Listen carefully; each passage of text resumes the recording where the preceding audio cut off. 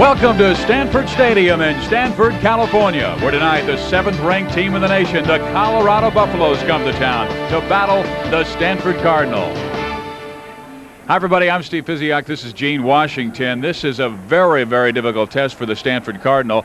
They entertained the Colorado Buffaloes, a powerful team that absolutely manhandled both Baylor and Texas, two very good football teams, Gene.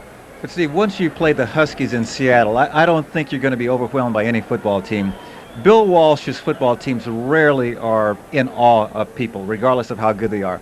Granted, this Colorado team is very good. They're big, they're strong, they're fast. But I think Stanford will be up to the test. Well, last week we saw a great quarterback in Jeff Garcia. Tonight, another excellent quarterback in Kordell Stewart. Well, they're similar in a lot of ways. They're both very athletic, but Kordell Stewart has more size. He's a big guy. He's 6'4", he's 210, and has a very strong arm. He makes defensive backs and defensive coordinators have nightmares. And the two wide receivers he's got to throw to are the best combination in this country.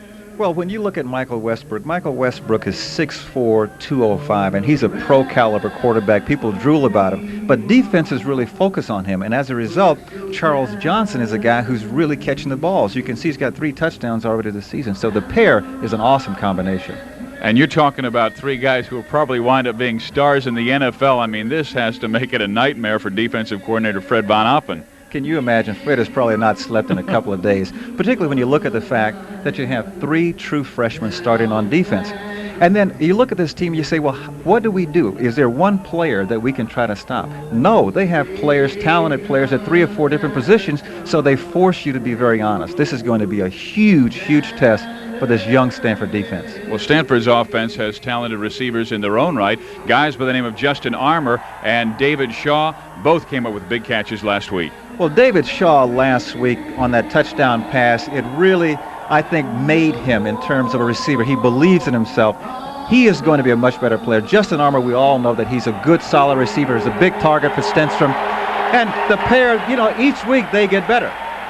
Well, these two teams met just 2 years ago, and to talk more about that football game, let's go down to our sideline reporter and Brian Weber. Thank you, Steve. It's their first meeting since September 28, 1991 here at Stanford Stadium, when an 0-2 Cardinal team pulled off an upset of the 17th-ranked Buffaloes. Tommy Vardell with 3 touchdowns, and Glenn Milburn with a key 60-yard run, keying a 28-21 win. The Cardinal would go on to win 7 consecutively after dropping a loss the following week to Notre Dame. And Coach Dennis Green came back to say it was the Colorado win that provided key emotional support, so they would go ahead and win the rest of those games. Stanford needs the exact same performance tonight after a sluggish start against San Jose State. All right, Brian, thank you very much. We've got a good one. We've got Stanford number 20 in the nation, number 7 Colorado. The kickoff is coming your way next. Stanford football on SportsChannel is brought to you by AC Delco Automotive Parts. AC Delco, it's almost like buying time.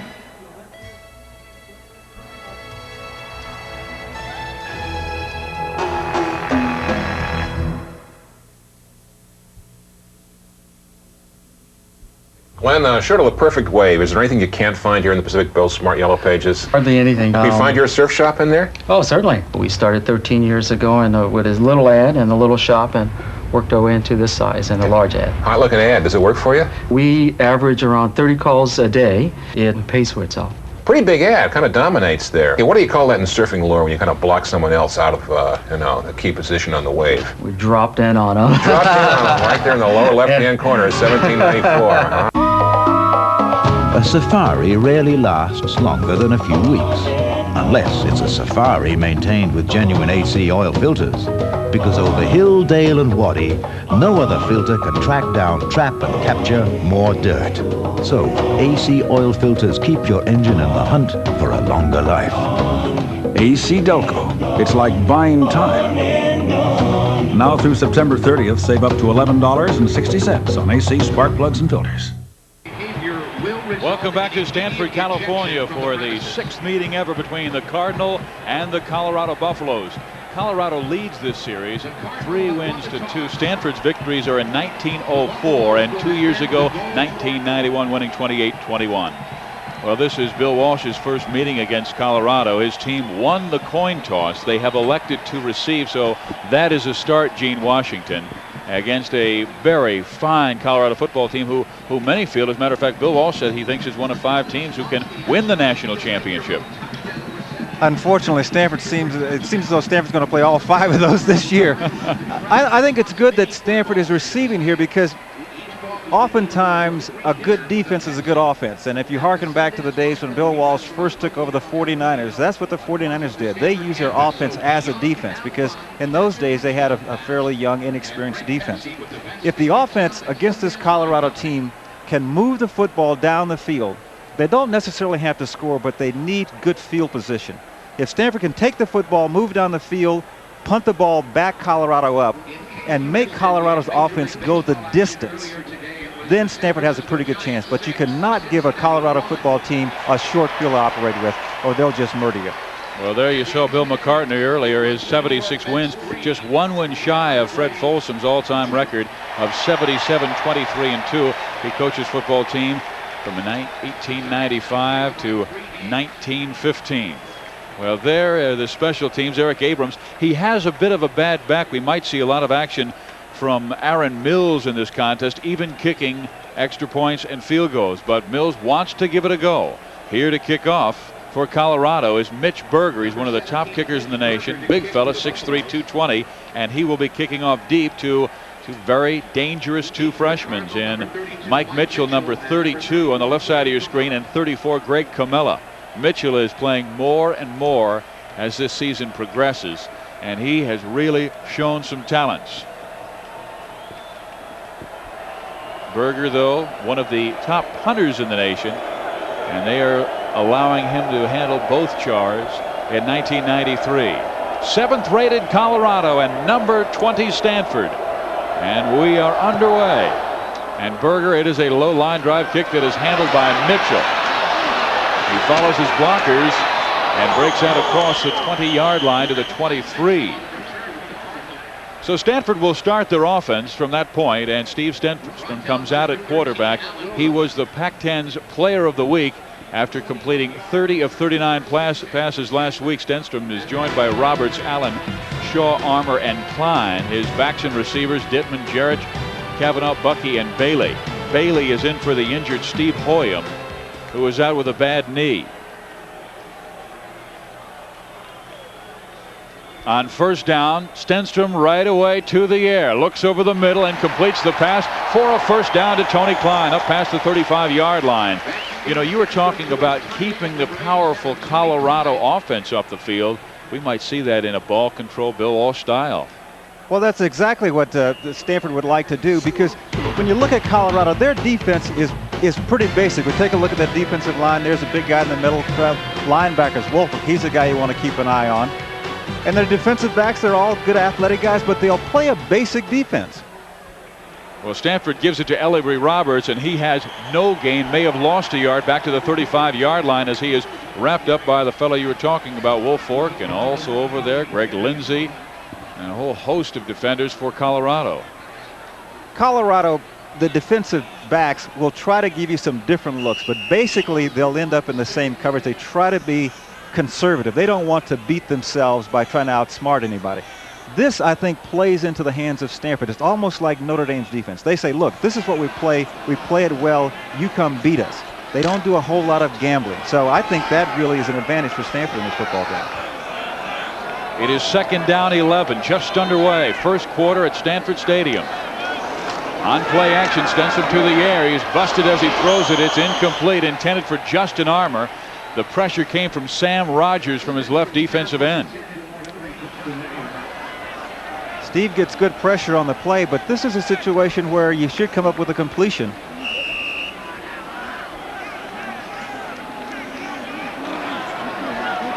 Rogers with the pressure. It will be 3rd down and 11. Colorado sends in their nickel game, and Stenstrom reading that defense.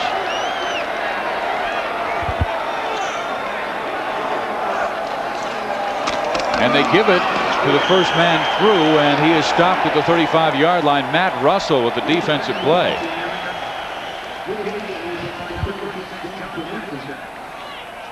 Well, it didn't work out the way Stanford had liked, but it was a good call because you think pass, right? Oftentimes when defenses are thinking pass, you hit a quick opening and you bust one. So now Stanford's turn to punt. That means Aaron Mills will be kicking it to a very dangerous John Hudson. And Hudson will take it at his 21-yard line, try and bring it straight up the middle, but Stanford has him at the 25-yard line. Comella making the tackle. And that was Charles Johnson, not Chris Hudson, on the return. Let's take a look at the offense that Colorado will show tonight. Their quarterback we talked about in pregame, Kordell Stewart, a 6'2", 210-pound junior from Louisiana. Warren is an excellent running back, 170 yards this year. Charles Johnson, Westbrook, the receivers, Embry and Fourier are the tight ends. Birdie, Irwin, Stoltenberg, Hammond, and West are the offensive line. Stoltenberg is their anchor at center. Colorado has always had terrific centers. They have 3 in the NFL right now. We have a time on the field, 13 minutes and 4 seconds to play in the first quarter. Scoreless with Stanford and Colorado.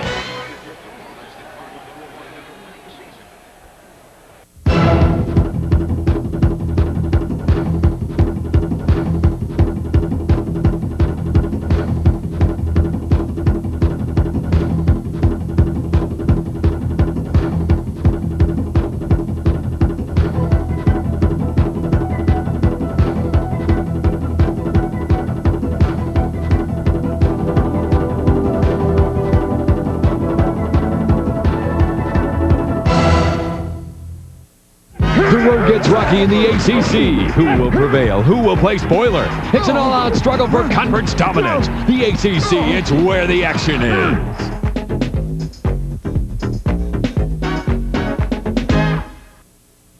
The tough get tougher on prime turf. LSU's D is dug in for a mighty clash with Tennessee. Heath Schuler leads the Vols' awesome charge on the purple and gold.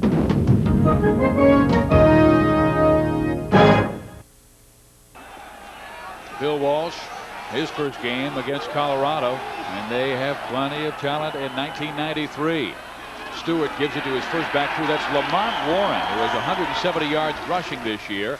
Let's check out the Stanford defense. Anchoring that defensive line, of course, is nose tackle Jason Fisk. Parker and Carter will be the ends. The linebackers, experience inside with Norwood, Gibbs, Batson, and Watts are the true freshmen.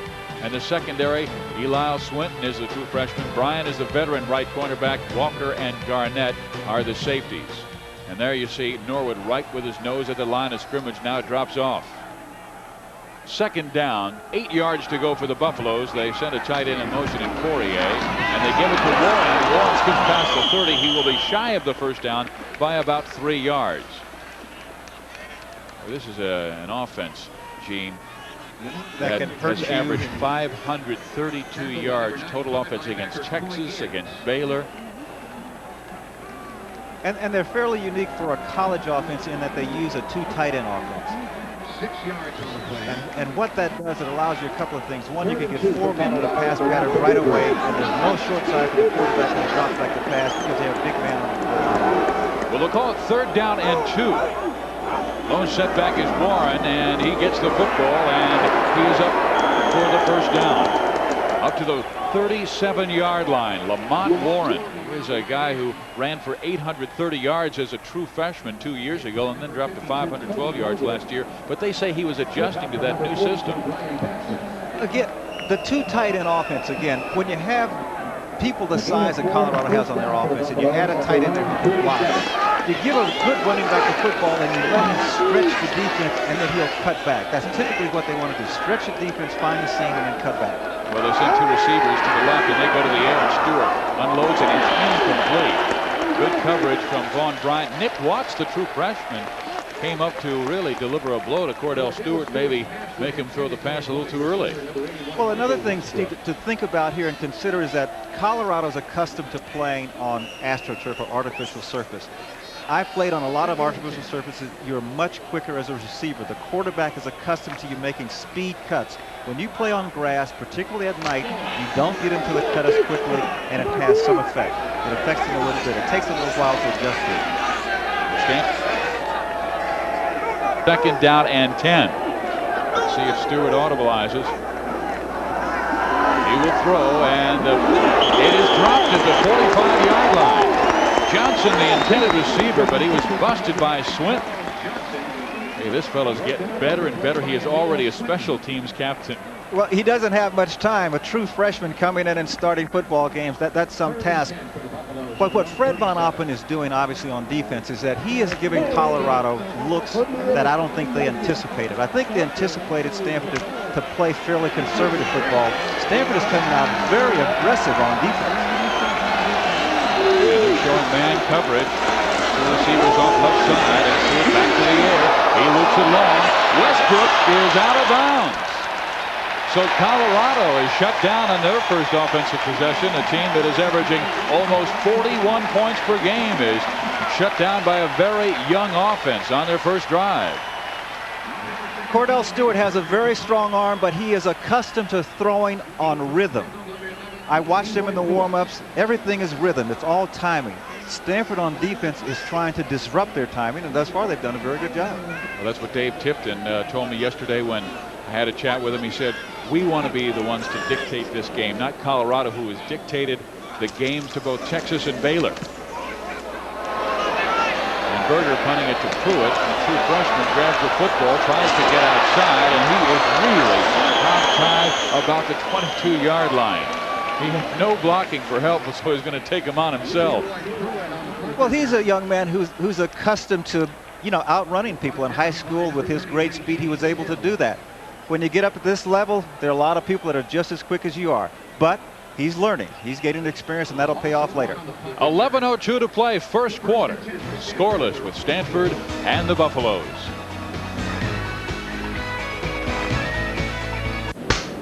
I'm Casey Shaughnessy for Sports Channel Sports Minute. When Igor Larionov and Sergei Makarov played for the former Soviet Union, they made up 2/3 of the world's most famous line. Now they're playing together again for the first time in years, and they're playing for the San Jose Sharks. We've been together a long time, and we understand each other. It's very quickly, very fast. We don't need to talk too much. They play together for years, for 6-7 years, and then they get split. I already said they get divorced, like family, and get divorced, and they were a little lost in NHL, but now they are getting together again. They're probably one of the best lines in the world, if not the best line in the world, and to see those guys and to play with them and stuff, it's quite a thrill. You can keep up with the San Jose Sharks all season right here on Sports Channel. From Burlingame for Sports Channel Sports Minute, I'm Casey Shaughnessy.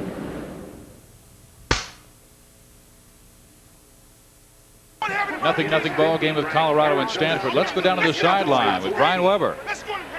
With me now, former 49er receiver Dwight Clark. Dwight, Bill Walsh, your former coach.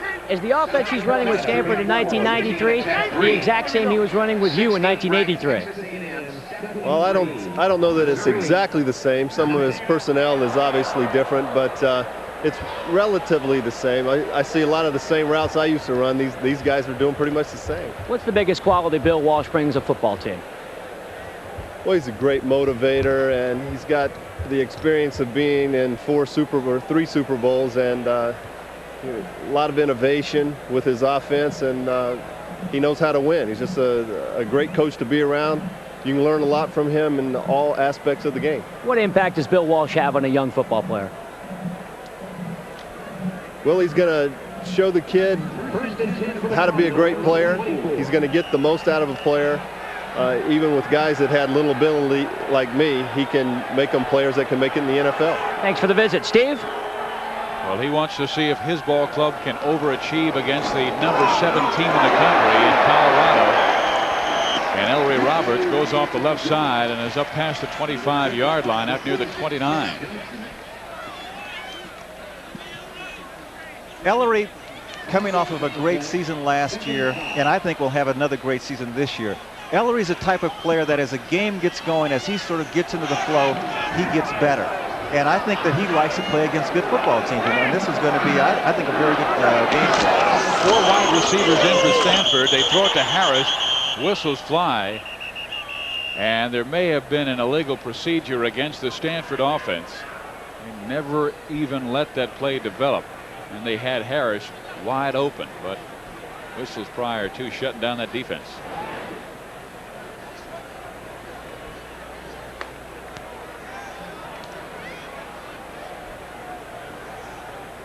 The illegal procedure penalty against the See if we can see that. Oh, there it is. There it is. Started a little too soon. Seth Dithman. You know, I'd get a little anxious too if he's the guy back there who's got his ears pinned back there. You know, give me a head start.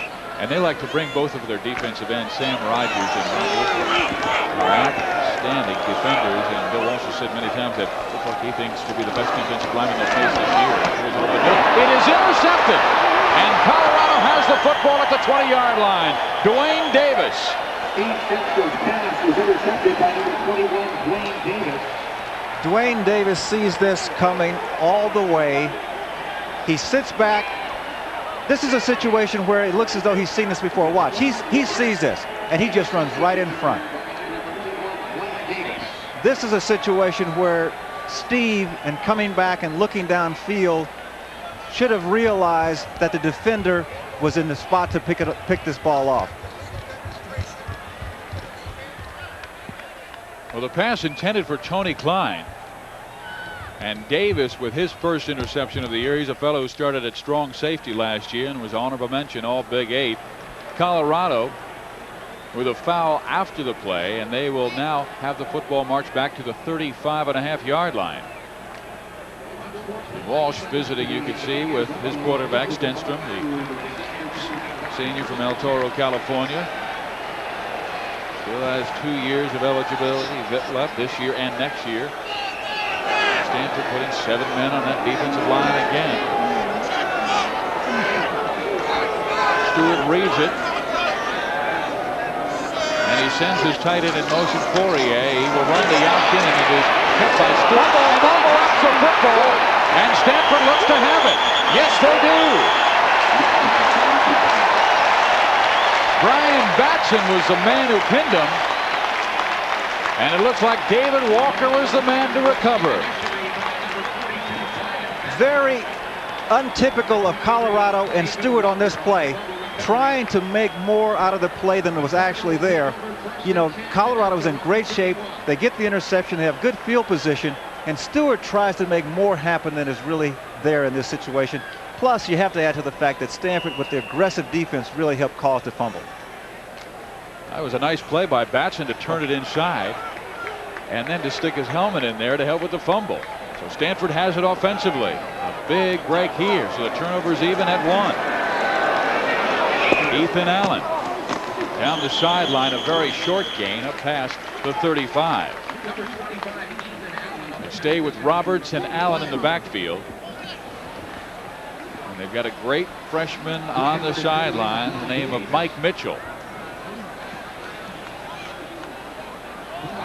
Gain of 5, second down and 5. Cardinal 1-1 on the year. They lost to Washington 31-14. They beat San Jose State last week 31-28. And they give it to Allen, and he slides through out near the 40-yard line. He'll need another 1.5 yards for the first down.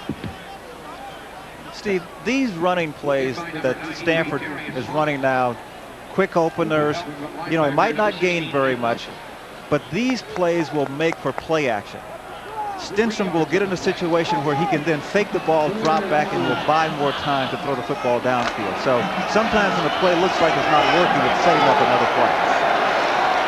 9 minutes, 25 seconds to play first quarter. No score with Stanford and Colorado. Stenstrom again back. He has his man for the first down. And Allen is inside Colorado territory at the 41.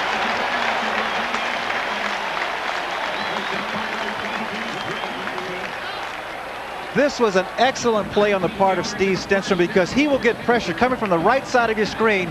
Colorado was in a blitz, throws the football. I think it was actually tipped, but he did a good job of reading the pressure and getting their way quickly.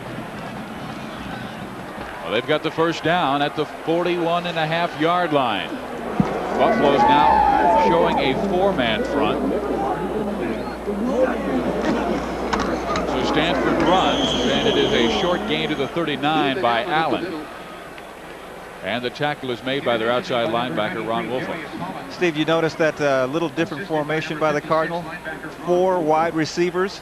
We don't see it here, but the offense is really stretched out, trying to get Colorado to think about pass and to hand the ball off up the middle. But believe me, we'll see that offensive set again, and Steve will be throwing the football to the outside. Second down. 8 yards to go. Armour goes wide right. Shaw is to the left, and Stenstrom goes Armour's way. He drops the football, something you rarely see him do at the 31-yard line. You know, this is a special game for Justin Armour. 3 years ago, he was the Colorado High School Football Player of the Year, and he has a lot of friends in that Buffalo team.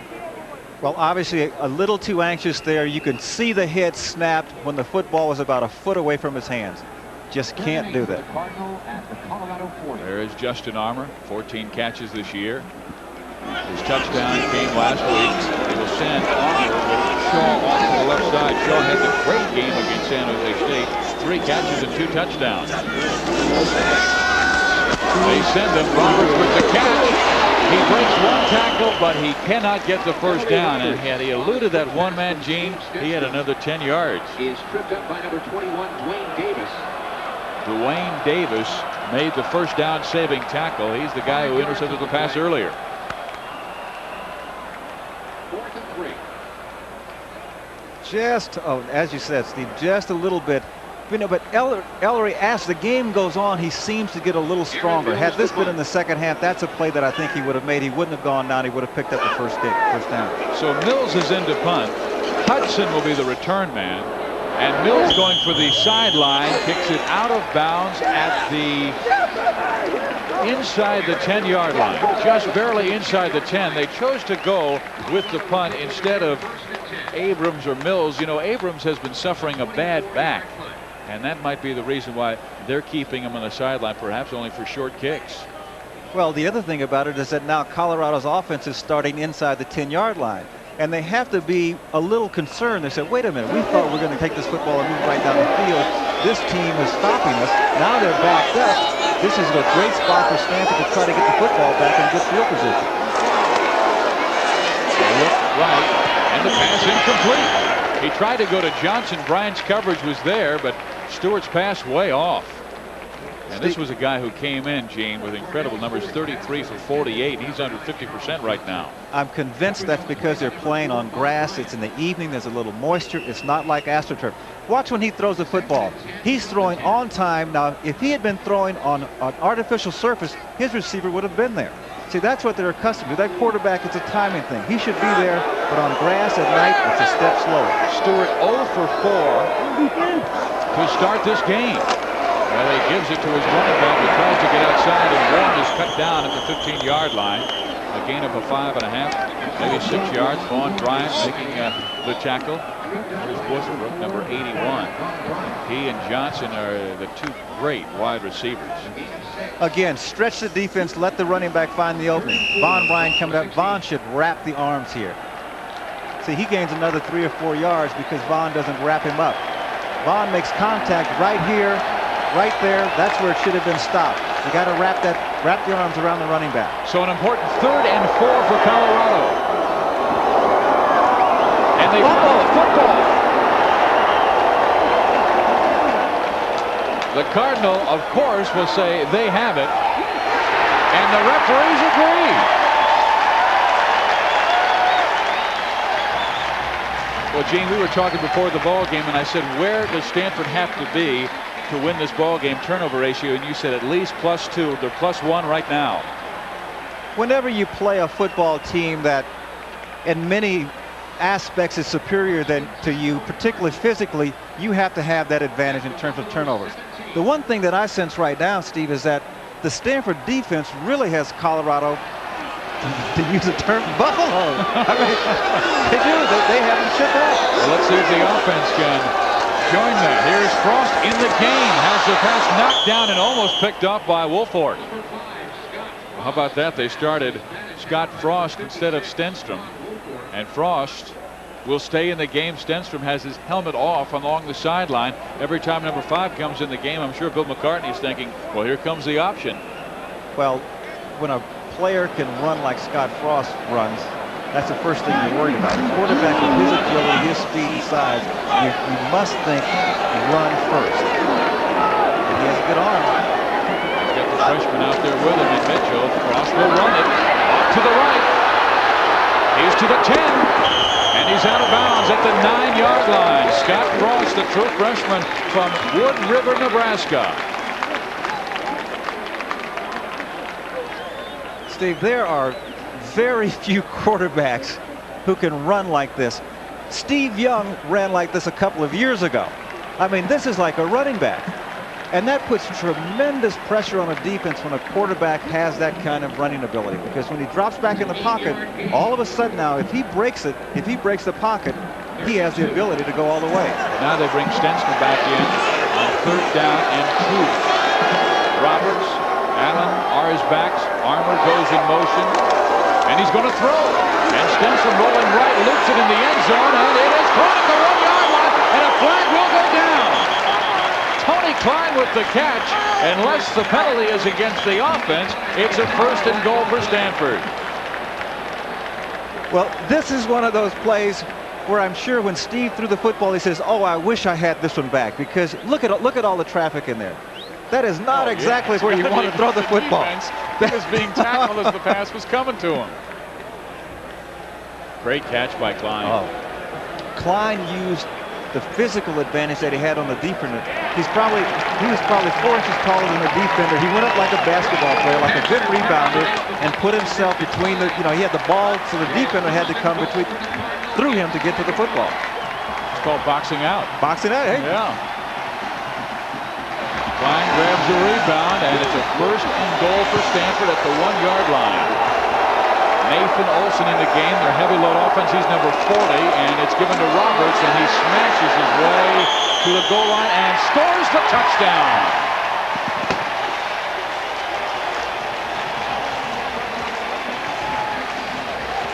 So the Cardinal scores first against the number 7 ranked team in the nation, the Colorado Buffaloes. On comes Abrams.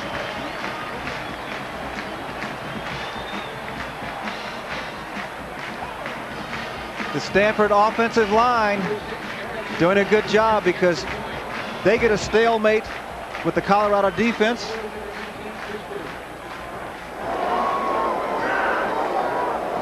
Abrams' point after is up and through, and Stanford with an early 7-0 lead on Colorado.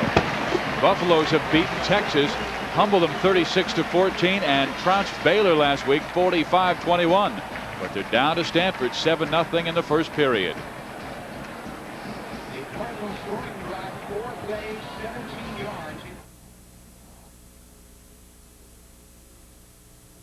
Sports Channel wants to know, what are you doing this off-season?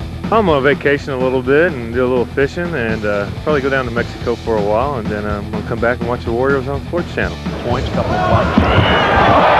We're going to watch the Warriors on Sports Channel! Well, I'm going to be changing diapers this off-season, but afterwards I'm going to be watching the Sharks on Sports Channel. Sharks on Sports Channel! I'm going to go hunting and watch Cal and Stanford football on Sports Channel, of course. Cal football on Sports Channel! Yeah!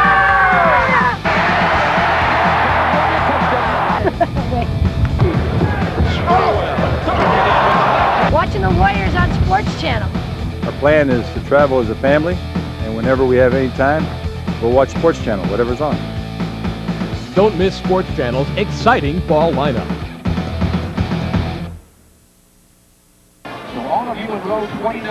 See Physiak, Gene Washington back at Stanford, California. Cardinal leading 7-0 on this 1-yard run by number 33, Ellery Roberts. And look at the good job the Stanford offensive line does, led by center Glenn Kavanaugh. Terrific job of blocking. He is one player who is a preseason first-team All-Pac-10 pick, 17-yard drive after the fumble recovery by Tyrone Parker. Westbrook is back deep to receive. Aaron Mills will be kicking it to him. He's number 37. And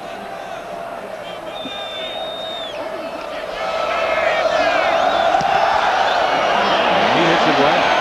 Westbrook will let it go through the end zone. You know, Gene, here's the interesting thing. Westbrook standing about the 2-yard line. If that ball takes the wrong bounce and just lays there in the end zone, and he's looking the wrong way, he's in big trouble. You're absolutely right. Hey, let's go down to the sideline to Brian Weber. Fizz, as the Stanford defense returns to its huddle, defensive line coach Dave Tipton emphasizing that it's going to take that exact same aggressiveness that forced 2 turnovers early if they're going to contain this potent Colorado offense for the rest of the game. Steve. And Brian, Colorado running that ace formation. They really spread you out, but right now it's that Dave Tipton, Fred Von Oppen, Tom Homo, Tina Turner defense that has really puzzled Colorado. And Steve, when you think about it, as we watch the replay here, Colorado, you have to think, what are their coaches thinking right now? They're thinking offensively, we're not in sync. We are on our own 25-yard line. You would think they would probably tend to be a little conservative, trying to get some rhythm. There's Fred Von Oppen, his defense has done a heck of a job. This, I think, is where the Cardinals, if you want to take a chance, to do it on this part of the football field. 2nd down and 7. Like a mix up there. Stewart throwing the ball. It's incomplete at the 36-yard line. Again, good coverage from Bryant. He's the 5'10" senior from Detroit, Michigan, who played so well last year, 3rd in the Pac-10 with 5 interceptions, and made the key interception last week to seal the win over San Jose State. Stewart, again, he has a strong arm, but I am convinced still, this ball was thrown well, but I'm convinced their biggest problem right now is that they're playing on a surface that they're not accustomed to, and with the moisture, it's a step slower than what they normally play on with the artificial surface. Well, this is their first road game of the year. Those victories of the Texans and Baylor were at home. Stewart going deep. He's got a man out there, and the catch is made by Charles Johnson, and oh, what a catch.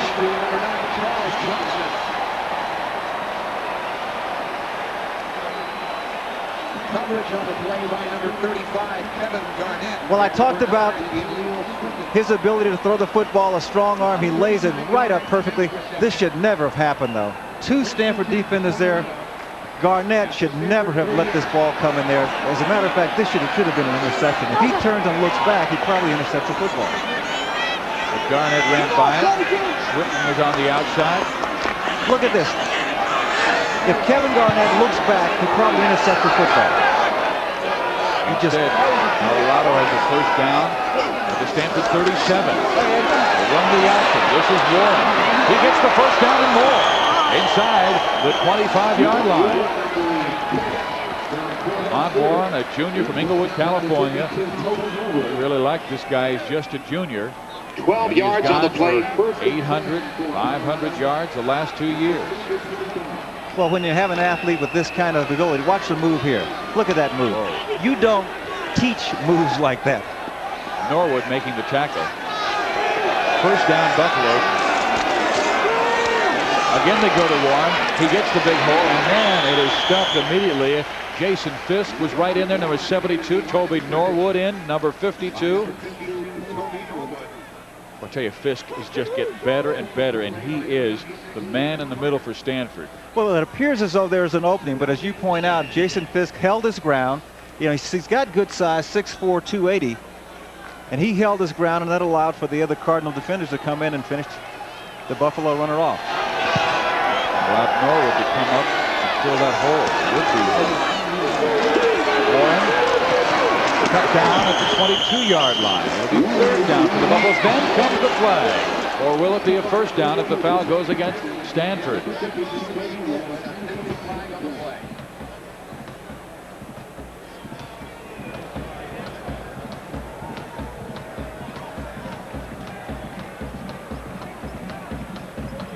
Stanford in a very rare night game. We listen. Dead ball foul. It is a personal foul against Stanford. That means the Buffaloes will have a 1st and 10. Bill McCartney in his 12th year at Colorado will be in excellent field position with a very dominant offensive machine. The last time there was a night game at Stanford was October 5th, 1991, and that's when Denny Green was the coach. They lost to Notre Dame 42-26. Stanford leading 7-0, 3:45 remaining in the 1st period. Stewart fumbles the football and has it at the 14-yard line. But that's the 2nd time he has really fumbled the exchange from his center Stoltenberg. Well, my experience from all the years I played in the NFL, when things like this happen, is typically it's because the team is a little overconfident. Now, I'm taking a chance by saying that, but I've seen this happen so many times that maybe Stewart, maybe Colorado, they come in, they think we're going to get a win, and you're not quite up to it. You know, these are mistakes that happen to me when you're a little overconfident. Well, they have Miami coming in next week into Boulder, Colorado. And they feel the Buffaloes have a chance to win the national championship like they did in 1990. They try that middle again. And a good gain by Warren. He is up near the 10-yard line. Hit initially by number 53, Toby Norwood. Well, Colorado, you know, with the size of their offensive line, they will try to wear you down. And again, you notice their running plays are all very similar. They try to stretch the defense, and they try to find the seam and use the speed of their running backs. As a matter of fact, if you think about Miami, when Miami runs the football, they do the very same thing. Stretch the defense and let the running back find a seam. Rashaan Salaam was the fellow who carried the football last, number 19. And he goes in motion wide left, double tight end, slip to the air. It's incomplete at the 5-yard line, and Stewart was drilled by Batson. One thing Dave Tipton said, Gene Washington, was that I don't want our guys to be hesitant. I want them to be aggressive. And he was talking about Watts and Batson. We've seen two very aggressive true freshmen to start this game. Right side of your screen. Watch this. Kordell Stewart throws the football. Well, we missed it, but believe me, Brian Batson tattooed Stewart on that play. So they will go for the 3. Mitch Berger comes on. This will be from 28 yards out straight away, and it is up. It is good, but just barely, as it was hit at the line of scrimmage by a Stanford Cardinal, but it goes through. Pete Swanson got a hand on it. Still 3 points for Colorado. Let's see if we can see the hand. Look at that's a knuckleball going through. This is a great job by the Stanford team. Looked like Swanson, number 97, got his big old right hand up there. But Stanford still with a 4-point lead. 7-3 on Colorado. 2:09 to play first period. 7 no-hitters, 300 wins, over 5,000 strikeouts, and one of the most feared pitchers in baseball history. Now we're honoring Nolan Ryan's farewell season in the Legends Gold Stamp Series. These official 23-karat gold stamps can be yours in this special TV offer. These stamps are handsomely displayed in a special collector's presentation wallet and come with a free first-day cover with a paper stamp canceled on the first day of issue, along with its own numbered certificate of authenticity. You get the Nolan Ryan gold stamp, the presentation wallet, and the free baseball collector's card for only $39.95. Any baseball fan will want to remember the legend of Nolan Ryan. Here's how to order. Have your credit card ready and call 1-800-428-0770 to receive your set of Nolan Ryan stamps, or send $39.95 plus $4.50 shipping and handling to P.O. Box 2345D, Grand Central Station, New York, New York. Or call toll-free now, 1-800-428-0770. If you have cable, you already have SportsChannel, but in order to get exclusive Giants, A's, Warriors, or Sharks games on SportsChannel, you need to subscribe. It's real easy. All you have to do is call 1-800-926-SPORT or your cable company now and order SportsChannel. Well, Colorado with a 28-yard field goal by Mitch Berger. Now will kick off to Greg Comella, number 34, and Mike Mitchell, number 32. And again, it will be Mitchell about 6 yards deep. He says, let's take it to the 20.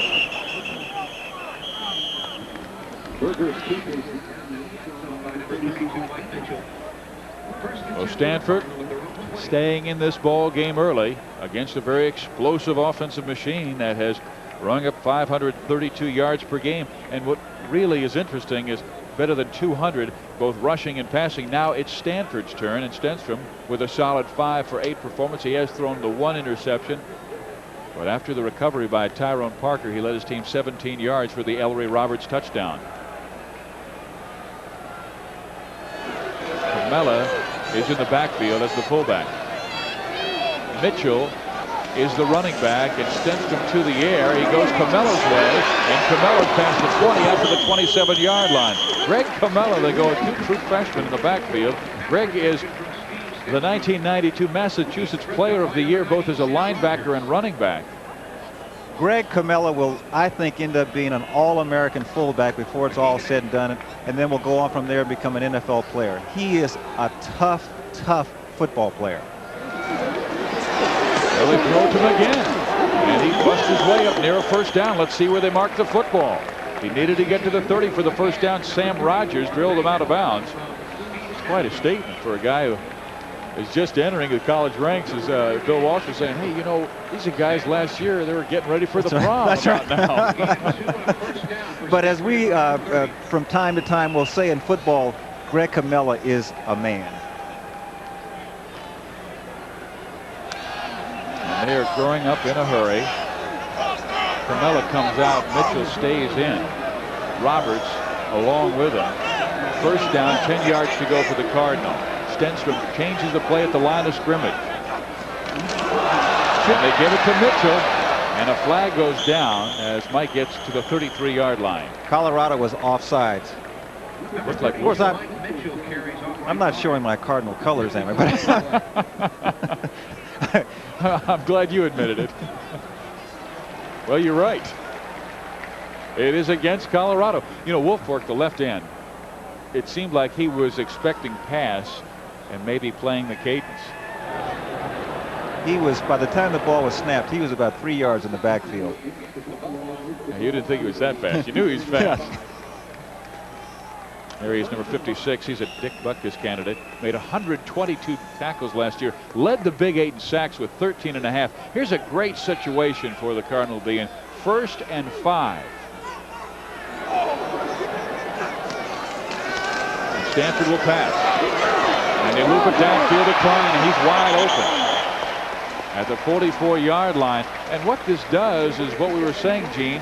Ball control, works the clock, keeps the defense off the field. They can get a chance to visit with Fred and also catch their breath. You know, Steve throws this ball fairly quickly, and what Stanford's offense is doing is that they're really stretching the Colorado defense. I mean, I have seen more looks from the Stanford offense today than I think I've seen in any of the prior 2 ball games. They're really stretching, and they're going from sideline to sideline. Now from the 44. Downfield, catches made. Justin Armour's first this game, his 15th of the season. Gain of about 4 yards in the play. Steve, I'm going to say this again. How the offense is stretching the field. We don't see it on this play, but Ellery Roberts was all the way to the sideline on the right side of the football field. When Stinson drops back, he can go from sideline to sideline and is forcing the Colorado defense to play the entire football field. And their corners playing back as well. They'll send Shaw in motion. They give it to Mitchell. He sweeps right. He's past the 50, and he is hit hard and dropped to the 48-yard line by Greg Lindsey, the strong safety. Mitchell with 4 carries last week for 16 yards. Another true freshman. Mitchell has the speed on a play like this to be able to get outside, and that's what Bill Walsh was hoping, that he would be able to get outside. But here's a guy who's young and will learn. He has the physical size. Let's say 3-4 games down the road, a play like that again, he'll bust it up and get another 3 or 4 yards out of it. That's the end of 1/4 football here in Stanford, California. The A's host the Royals Tuesday at 7 on Sports Channel.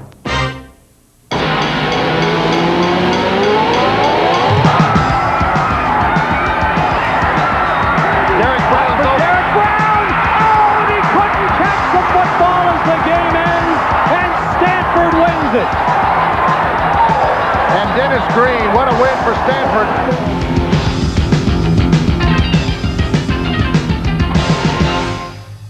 The atmosphere is charged, the players focused, Pac-10 pride is at stake, and there's no feeling like it. Get ready, the party is about to begin. The scoring drive, that's what it's all about, beating the team. 80 yards, nobody's gonna catch him. Touchdown. 1st and 10, 4th and inches. It doesn't matter. Just break the tackle. Go all the way. The only goal is taking it to the zone.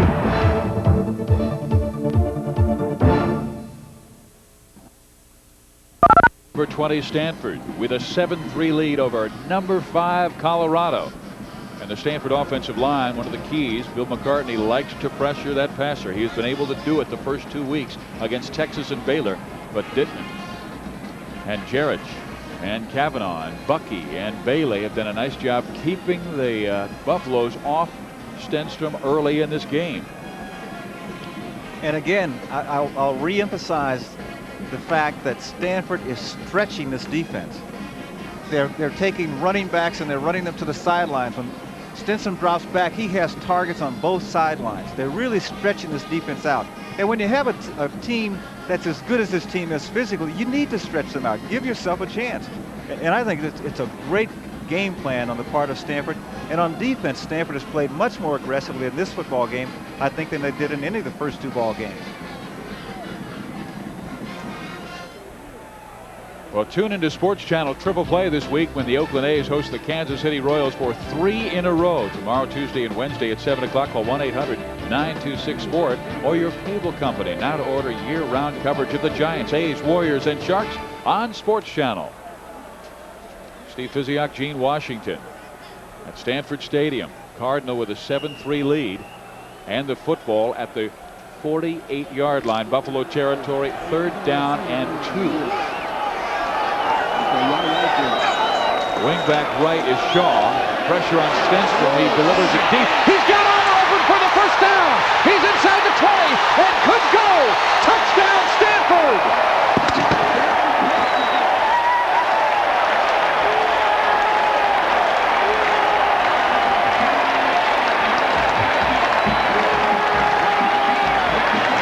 Gambling defense you talked about, now gambling offense for Stanford.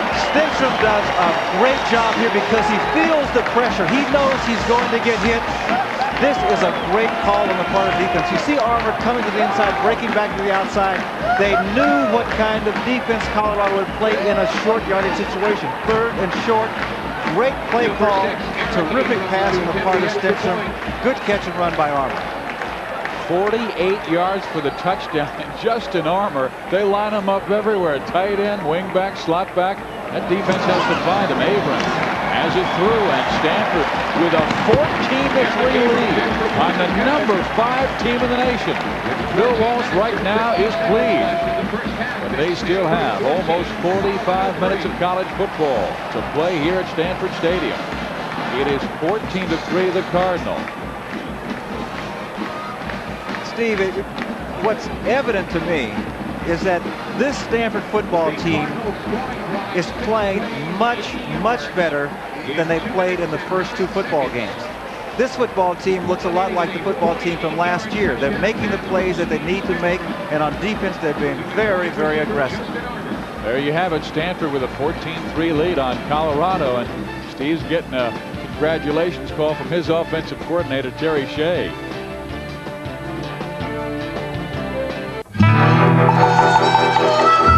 Most trackers can follow the trail only as long as the weather holds out. Unless it's a tracker spurred on with genuine AC spark plugs. AC plugs fire faster than lightning for performance so smooth, even the thunder claps. And that'll keep your engine on the trail to a longer life. AC Delco. It's like buying time. Now through September 30th, save up to $11.60 on AC spark plugs and filters. PASS program is teaching kids that love sports how to use what they know in their athletic abilities and then take it to the classroom and make them a better student. If you teach them how to educate themselves through sports, then they're educated. And now you've got a chance in American society. Being educated, you got a chance. Join Steve Young and other sports celebrities at the 5th Annual PASS Benefit on Monday, October 4th from 6 to 8:30. For tickets, call 383-5750. Cardinal with a 14-3 lead on Colorado. Mills kicks off. Hits it well. Westbrook lets it go, and it's through the end zone. 14:50 to play here in the first half. And Stanford up by 11. First and 10 for Colorado. You know, Gene, there were a couple of games last year where I felt just talent on talent, Stanford had no business winning Notre Dame and Penn State. But they were able to do so. They came up with a great game plan and executed it perfectly. And right now, their game plan is really working over Colorado. Steve, the key word is execution. With all of Bill Walsh's teams, that's what he emphasized, execution, and that's what they're doing. Kordell Stewart will try and get the Colorado offense going. They've got Salaam in the backfield, and he has a short game just to the 21-yard line. And he was knocked down by Jason Fisk and Troy Gibbs. Well, the longest touchdown catch for Justin Armour in his career prior to this was 38 yards against Washington 2 years ago, and that 48-yarder broke that. Again, no surprise here. Colorado is going to do what they have done successfully before, and that's try to stretch a defense, give it to a running back who has the ability to cut back. But right now on offense, they're not as confident as they were when this game first started. But again, Steve, I'm going to go back to the fact that, and maybe you got it right, mentioning they play Miami next week. You know, they may be looking ahead. There's certain little things that are happening, particularly with the quarterback, to me that tells me that they're a little overconfident, that their hearts are not really in this football game. And you know, Stanford's defense had been allowing 546 yards total offense per game. I mean, they're last against the rush in the Pac-10. They're going against Colorado. Colorado's been chewing up the football. Maybe they're looking at Stanford's defense and saying, we can handle this. Kordell Stewart over the middle, 25-yard line, first down, Westbrook, he could go! Garnett chasing him! And Westbrook is out of bounds at the 29-yard line. Michael Westbrook on a reception from his quarterback, Kordell Stewart. Swanson was pressuring Stewart. He read that. He found Westbrook. And Michael Westbrook, who had 9 catches last week for 111 yards, really takes this one. And really runs sort of a little inside screen play to the wide receiver. Now, this is one of the chances you take on defense. When you are aggressive on defense, when you blitz, you take the chances. But I think that the Cardinal defense, that they're doing what they have to do to try to be successful. You have to take some chances, and sometimes it's going to result in a big play. That's just a part of the deal. First down, Buffalo. And hit, knocked down, a loss of a yard in the play. Fisk was there again. Toby Norwood came hunting him. Nick Watts, number 54, was there. And Colorado will now face a second down 11. Steve, I like it. I like seeing the Cardinal defense taking some chances, being aggressive. They'll give up some big plays, but they'll make some big plays. Nick Watts made a very big play there. 2 outside linebackers, both of them freshmen. Running back Rashaan Salaam. Stewart to the air. Completes it to Johnson. No, it's incomplete. Troy Gibbs was blitzing on the play. Kwame Ellis in the game. He may stay in this nickel situation. Steve, we're seeing something we didn't see very much of in the first couple of weeks, and that's pressure on the quarterback. This time, 95, Troy Gibbs did a heck of a job coming on the blitz, and he forced Smith Kordell to get rid of the ball a little before he wanted to. Good job by Gibbs coming up, putting pressure up the middle. Son of former Redskins head coach Joe Gibbs. Led the Redskins to 3 Super Bowls. On third down 11, Stewart, plenty of time downfield, incomplete at the 10-yard line. Fourier, the tight end, was the intended receiver. Best coverage came from strong safety David Walker, number 23, but they had 3 red jerseys in that vicinity. Kordell Stewart trying to look off the coverage, but Stanford saw this coming all the way. The tight end release coming right down the middle. They weren't fooled. So now from 47 yards out, middle of the field, Mitch Berger on.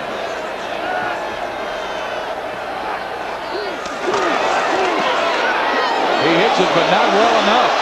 And it's a good 8-yard shot and off to the right side. So Stanford holds on to their 14-3 lead with 12:58 remaining in the first half. Berger barely got the first one through. This one well off the mark. Stanford leading by 11. Inside 13 to play, first half.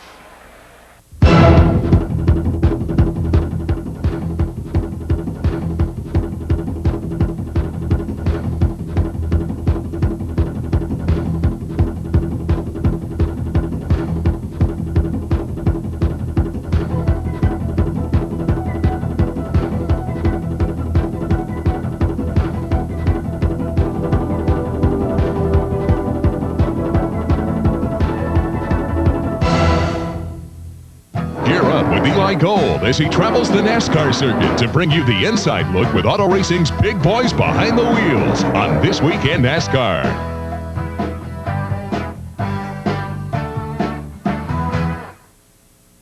Top-ranked gridiron battles are coming to you. Catch college teams across the nation as they make their moves, scrambling for pole position.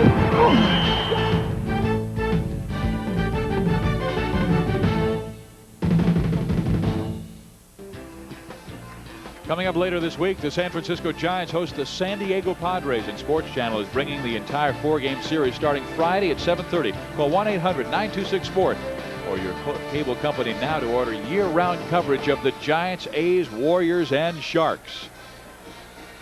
Here at Stanford Stadium, look at that. Surprising score for many fans around college football, particularly when you take into consideration that Bill Walsh's team, particularly on defense, so very young, and Colorado was coming to town, which had ripped apart Texas and Baylor. Stanford has outgained him, and Stenstrom has out-quarterbacked Kordell Stewart.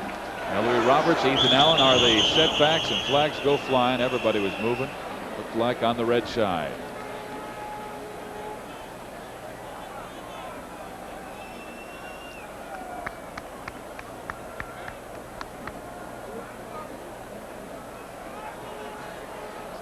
Illegal procedure will make it first down and 15. Bailey in there, big offensive lineman, 6'7", 290, and for Steve Hoyam, who has a banged-up knee, and he may need surgery on that. Stanford will go with two receivers wide left. Heath Allen, Roberts in the game. Tight end Cline is to the right. Stenstrom down the field, completes the pass. They get a few back, and David Shaw with about a good 8-9-yard gain. That was a big-time catch. Big-time catch. David Shaw catches his football going right over the middle. He knows he's going to get banged. Watch this. David knows he's going to get banged when he catches the football here. I mean, that takes some guts. Doesn't go down and picks up another couple of yards. Dwayne Davis was there to pop him, but he could not hold on. And Shaw knocked him down. And Davis is still down on the field after the wicked shot he took from Shaw. Well, Shaw was the man who presented Stanford with the game winner last week on the 14-yard pass from Stenstrom with inside 2 minutes to play. Gave the Cardinal a 31-28 victory over San Jose State.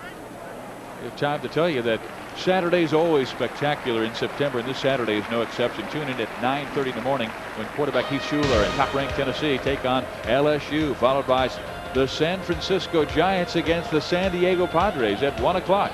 And the Oakland A's on the road against the Seattle Mariners at 7 o'clock.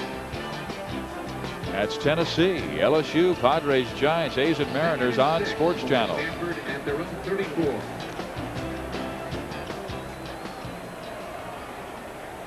So Davis out of the game. Stanford going with their heavy load offense. That means Nathan Olson comes in along with Mike Mitchell. And they give it to Mitchell. He goes right side, and he busts past the 35-yard line, a gain of maybe 2. Number 32, Mike Mitchell, the ball carrier. Stanford is really mixing up the offensive plays. I mean, this game, to me, again, is reminiscent of the football team last year. You know, they bring in different players for the right situation. Scott Frost is in for a couple of plays. I think we're going to see him more. When you do this, it gives a defensive coordinator fits. He's saying, where are these guys coming from? What are they doing? Now they send Roberts in motion to stretch the defense more left. Stenstrom back, has time. Hits his man Armour. Armour diving. I don't think he's got the first down. He needed to get just past the 40, and he is bumped out at the 40. Ted Johnson, middle linebacker, nailed number 80. There you see, Armour is lined up in a tight end spot. Just comes right across field, very conservative pass, and just play, 4th and 1. Aaron Mills, number 37. So Johnson is the man chasing him. He's number 46, so it's really tight end on middle linebacker, and that's the mismatch. But Johnson made a great play to recover and help out on the tackle. Mills to punt. And he hits it well. Johnson, from his 13-yard line, is dropped immediately. Great special teams play by Stanford. Kickers was there, the true freshman. And Steve, that's critical for Stanford all game long, the play of the special teams, because you could not afford to let a very good football team like Colorado break a play on special teams and start with good field position. Stanford needs to have the advantage in turnovers, and they need to outplay this team on special teams, and thus far that's what they've done. 11:28 to play first half. Cardinal lead Colorado by 11.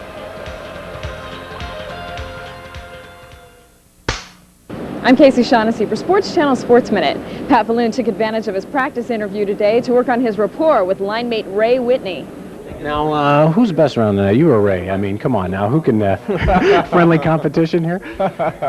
Does he have any moves that he can really dance around you at all, or do you know this guy? Well, I don't really know why Ray's even at camp. You know, I don't either. He struggled playing junior. Like, he only scored 185 points his last year. And that's it. If that's all you're going to score, I think he should maybe be thinking about senior hockey or something up in Canada. He's, on the old Molson tour. Yeah, but I guess he's here, and I imagine he'll do all right. You can follow Whitney and Falloon all year right here on Sports Channel. From Burlingame for Sports Channel Sports Minute, I'm Casey Shaughnessy. 14-3, Stanford with the lead in the Colorado Buffaloes. 11:28 to play. They used to bring a live buffalo. Now they dress one up. I think that's probably less expensive. I've seen that live one get out of control a few times and drag a few students along with it. Insurance purposes. Here he goes, Stewart. Let's see if he can find a mismatch in that Stanford defense. He's going to be matched up himself, and he misses the hole and is dropped for about a 2-3 yard loss by Jason Fisk, the nose tackle. Jason Fisk, David Carter getting in there. Watch the penetration on the part of Stanford's defensive line in particular. The first couple of ball games, there wasn't much penetration from this group. Tonight, they are really moving to the football, and they're moving that line of scrimmage. They're penetrating, they're putting pressure on the offense. They had 4 guys in there, including that true freshman Nick Watts, who made it right by Fourier, the tight end, unable to hold him back. Stewart to the air, completes the pass. Salaam just to the 15-yard line. It'll be third down, long situation. Now, last week, this was a situation that San Jose State really enjoyed. Jeff Garcia really was so successful on third and long. The difference, Steve, I think, is the fact that Garcia was able to read defenses a little better than Stewart. However, the Stanford defense is playing much differently this ball game than they did against San Jose State. So it's third down and 8 for the Buffaloes. Here's free safety Kevin Garnett. Stewart completes the pass to Johnson, and he is brought down at the 28-yard line. A first down for the Buffaloes. Here's Kordell Stewart.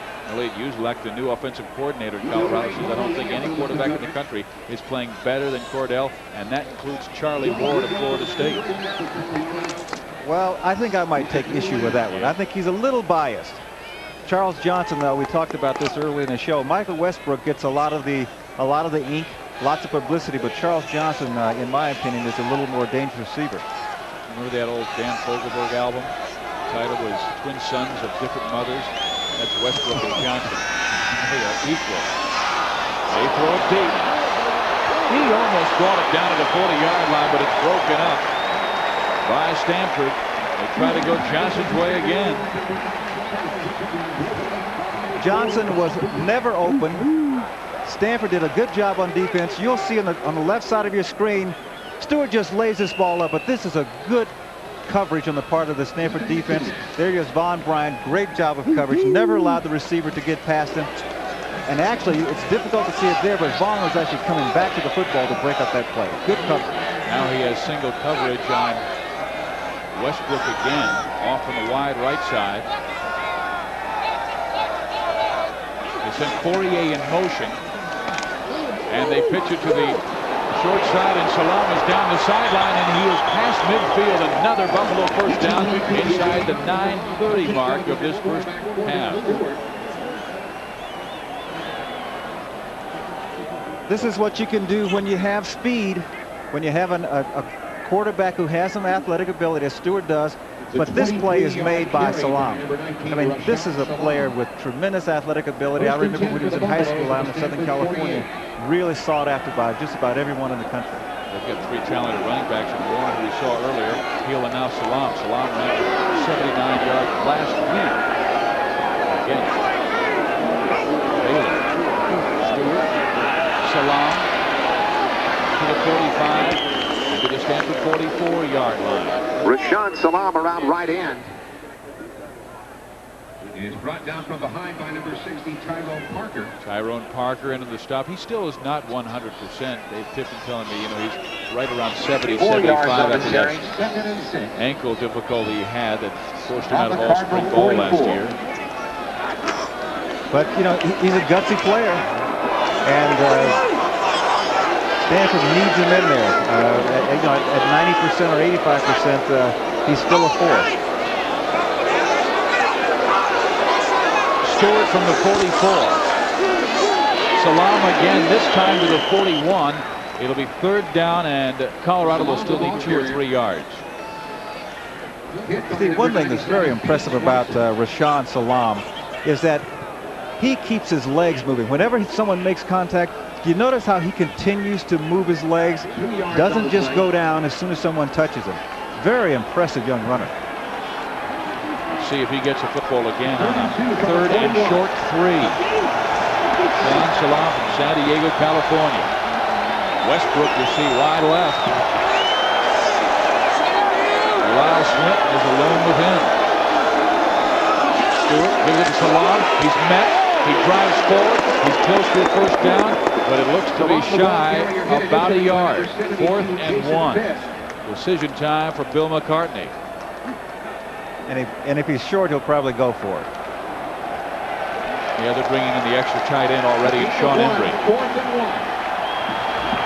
This is a play where McCartney wants to build confidence more than anything on his football team.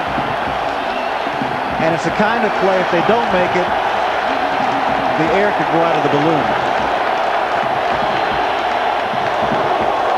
The tight end, Westbrook went in motion. They give it to Salaam. He slides forward, and he's got the 1st down. To the 37-yard line in Cardinal territory. Hatzenbuehler making the hit. Warren started the game and gained 38 yards. A 2-yard gain and like a 6 carries. We haven't seen him since. It has been Rashaan Salaam since. I'll tell you, Salaam is a better running back. Now maybe the Colorado team says, wait a minute, we're not going to stand on ceremony. We're going to put somebody in there who can play. This young man can run the football. Stewart to the air on 1st down. It is broken up at the 10-yard line by Vaughn Bryant. Dave Tippin told me yesterday, we were talking about Bryant covering Westbrook, and I said, well, that's quite a challenge for both Swinton and Bryant. He said, but yeah, Bryant has covered a lot of great wide receivers, and he shut a lot of them down. He has. He has the ability. Here, this is a play where you almost have too good of coverage because sometimes you can get pass interference. He's there. He's waiting for the football. The thing that you don't want to do is get a penalty and pass interference. He does a smart thing. He uses the right arm, gets it in there and knocks it away. 2nd down, 10 yards to go for the Buffaloes.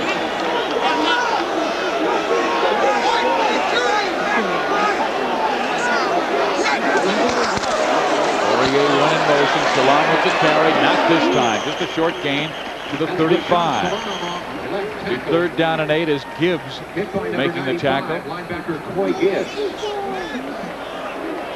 When Salaam runs with the football, you must wrap your arms around him because he will not stop just because you make contact. He is a fine young runner. You have to wrap him up. Swanson leaves the game for Stanford.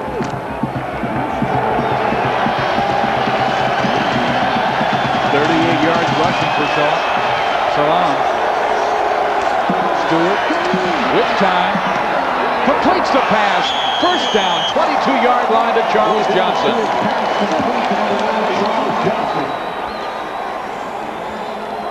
So they convert a big 3rd and 8. This may be the best pass that Stewart has thrown all night. This is a perfectly thrown football. There is not much the defender could do. Von Bryant couldn't do much about this one. Very well thrown football. This guy was a fellow who was recruited as a option quarterback. He was showing a strong arm. Salaam is long setback. And double tight end. Now they split a man.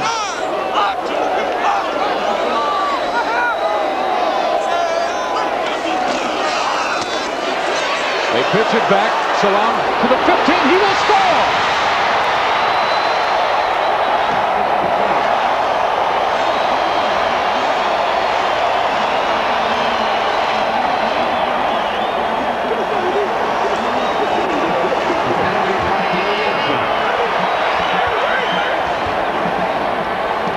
This is pure speed. Watch when he gets the football. He just turns it on.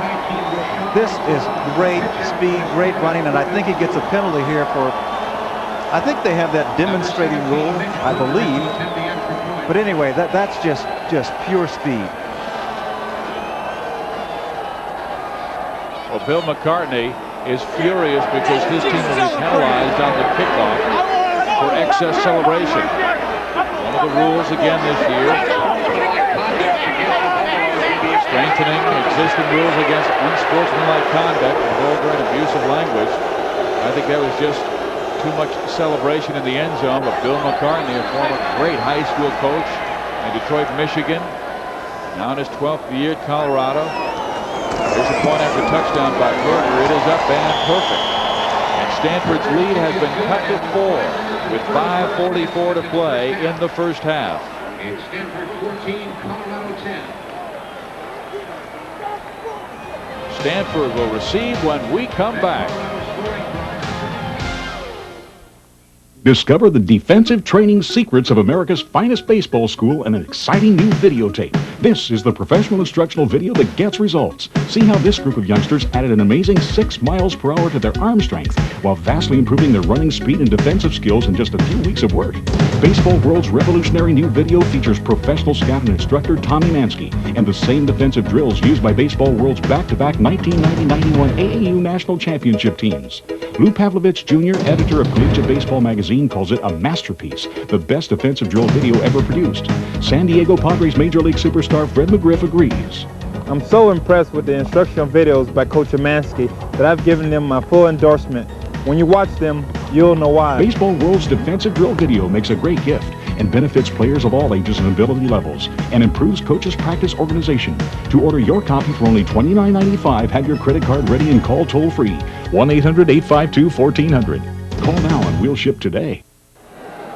Bill McCartney still furious about the unsportsmanlike call that went against his Buffaloes. Still Stanford with a 4-point lead. Let's go down to the sideline and Brian Weber.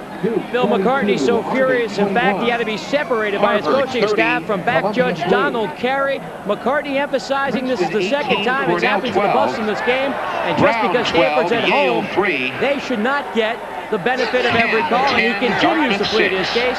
A defensive injury update from the secondary. Free safety Dwayne Davis, who left the game the last defensive series for the Buffs. He'll return. He simply had the wind knocked out of him. And quarterback Chris Hudson, he'll be back too. Just bruised his knees. Steve. Thank you very much, Brian. So we will see Davis back. We'll see Colorado back as well. Backed up to their own 20-yard line. A 15-yard penalty. Steve, I think as much as I respect McCartney, I think he's making a little more of this than he should. It's not like they took a touchdown away from him. You know, I think you should let well enough alone. I mean, that's not the worst penalty in the world. But oftentimes, and I know this for a fact, officials have long memories. You know, if you get in their ear too much, they remember it. Oh, he's still going at it. Trying to perhaps get a call go his way later in this game. Or trying to get his players fired up a little more, too. You know, there's a lot of psychology that goes on.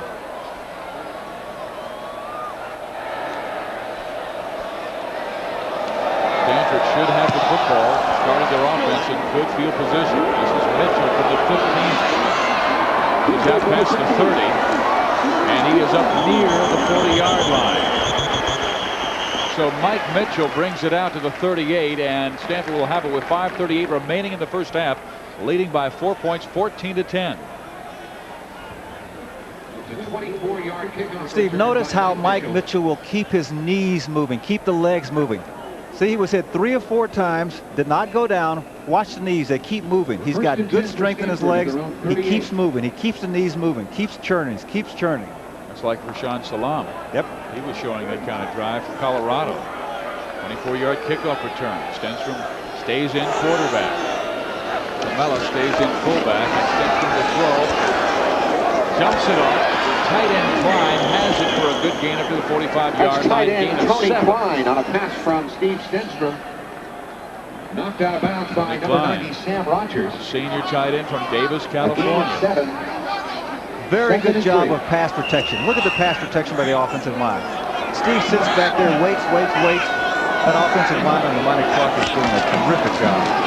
2nd and 3. This time Comella will be dropped for a loss of about a yard in the play. So 3rd down for maybe 5 yards for Stanford. And Allen comes back in for Comella. A loss of 1.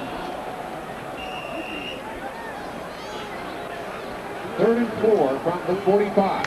3rd down and 4. Colorado showing a 4-man front. As they bring a middle linebacker. Yes, they'll bring one. And Stenstrom running out of time, but completes the pass. Cline first down, past the 30-yard line. And again, Stenstrom hanging in there and hit as he throws. One of the Colorado defensive backs nearly picks this football off. You'll see it right in the center. He runs right past it. He runs right past it. I think he thought he had an interception and just overran it. Ball ends up in Cline's hands for a 1st down. So Tony Cline, 7 catches coming into this game, has had an excellent first half, and Stanford again threatening to score. Stenstrom on 1st down goes to the air. It's incomplete at the 13-yard line. I thought almost tipped right into the hands of Armour. The offensive line does a great job of pass protection. Steve has lots of time, comes back to the middle. And this was one where Cline really, he gets popped here. And this is a tough one to hold on to. Oh man, and Justin got hit too. He was trying to haul it in with one hand. Well, Armour stays in there. And it was really a great moment. It's so dramatic every single moment of the San Jose State game, and I thought it was interesting when Justin said, he said, all you could hear in the huddle was some slight panting of guys out of breath, and said, that's when the game's fun. They have him out of the game now, and they're sending Mark Harris.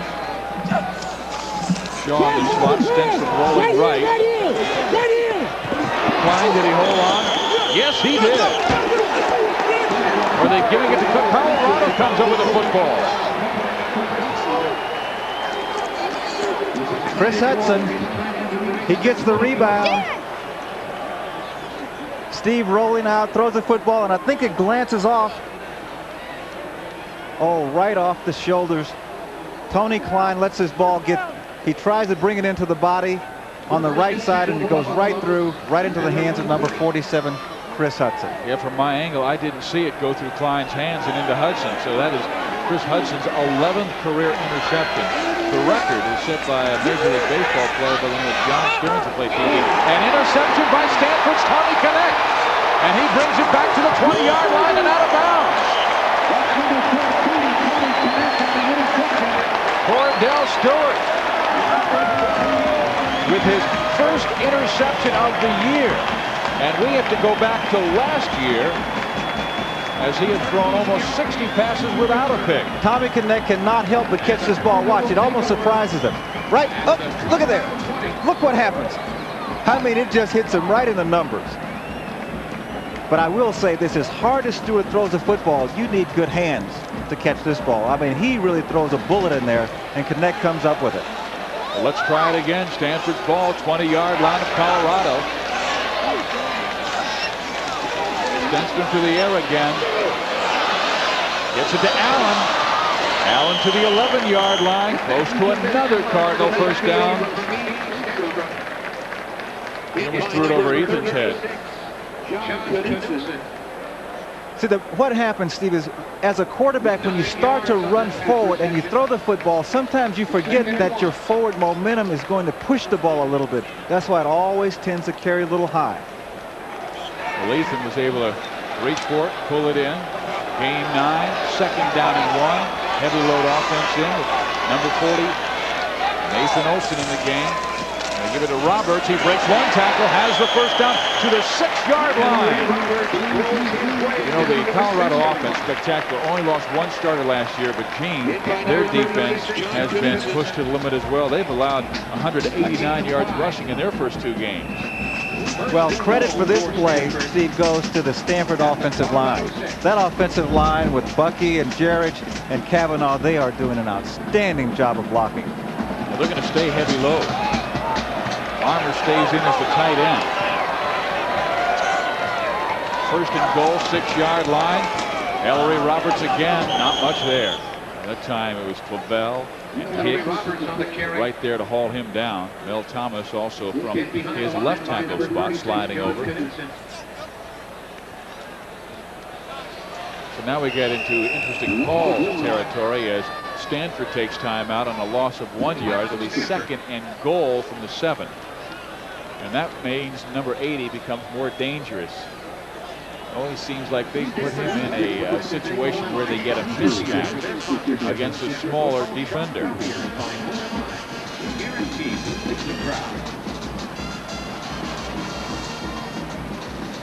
Get out.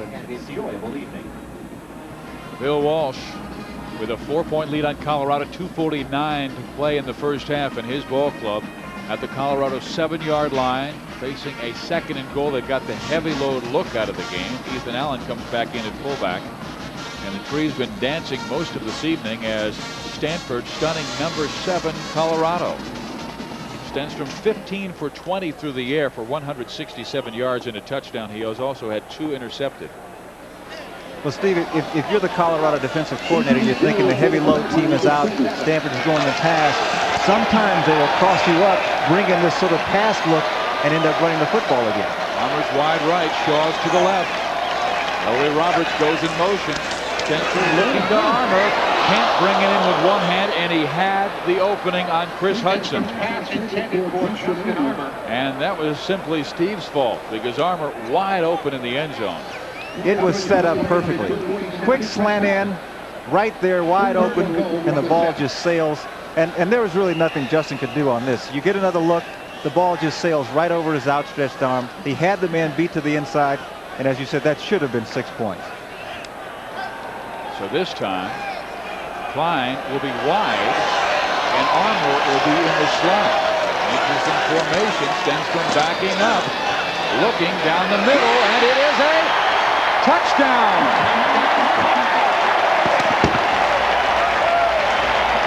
They will put him in some kind of mismatch, and here he is, the Colorado High School Player of the Year, 3 years ago with a pair of touchdowns against his old friend. I guarantee you the Colorado defense has never seen a formation like this. Stanford has done this on several occasions. They did it 2 years ago up in Washington. See, he's wide open. There is not a Colorado defender running. They have never seen that formation. As a matter of fact, let me ask you this. How many times have you seen that formation? You know, you get a tight end split and you move the wide receiver in as the slot man. Abrams has it through. And here's the question, Gene. If you're a defender, you're going, okay, now whose man is my responsibility? That's exactly right. Then you go to the sidelines and you say to the coach, what am I supposed to do? And he said, I don't know. I mean, they have not seen take the tight end? They have not seen it. We can't see it right here, but what has happened was that Armour was put into almost like a tight little slot. He's wide open. That's very tight. You don't see that play. It's sort of like one that you drop in the dirt. They've never seen it, so the defense comes out. They don't know whose responsibility it is. But this is not the first time Bill Walsh has done this to football teams. Armour was so wide open in the end zone that the safety on the other side of the field had to try and come over and make the play. That was a situation where the play is responsible for the touchdown. The defense, I say to you again, the defense, you rarely see a formation like that. It's the formation, you just don't see that formation. Gene, question for you. You were a great receiver in the NFL and at Stanford. Is that Justin's decision where he sees where the... No. That's a straight play. Oh, yeah. Okay. I wasn't sure if the guy angled on him inside or if he goes outside. High kickoff, there will be a return. Michael Westbrook. All down at the 17-yard line. Another great job by the special teams of Stanford. 2:34 remaining first half, and the Cardinal leading Colorado by 11, 21-10.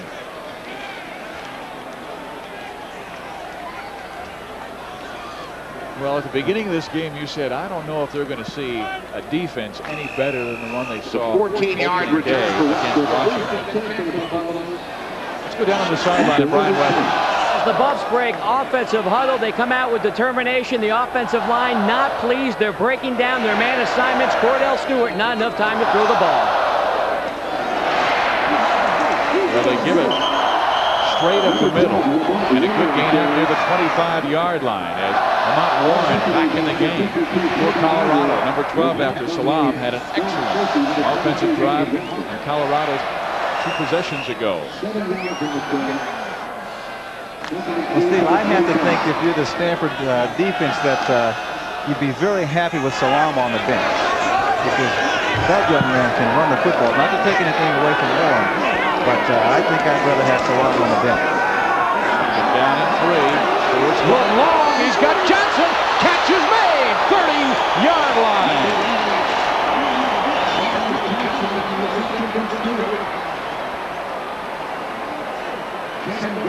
Steve, Colorado got Stanford in a situation where Garnett really is just, there's too much speed against him, but if he looks back for the football, back at the football, he's got a chance. See, he never looks back. He doesn't look back for the football. Well, Johnson now with 4 catches for 111 yards. Last week he caught 9 for 151 against Baylor. There's a blitz. And they complete the pass, and out of bounds is Lamont Warren, shy of a first down. Football will be at the 22-yard line. Tommy Connect was pressuring Stewart that way. There comes a blitz from the left side. Stanford almost getting there. Steve, this is a situation, 1:33 to go. The clock really isn't a factor here, but if Stanford can force a field goal, that would be a huge, huge effort. If they can just force the field goal here.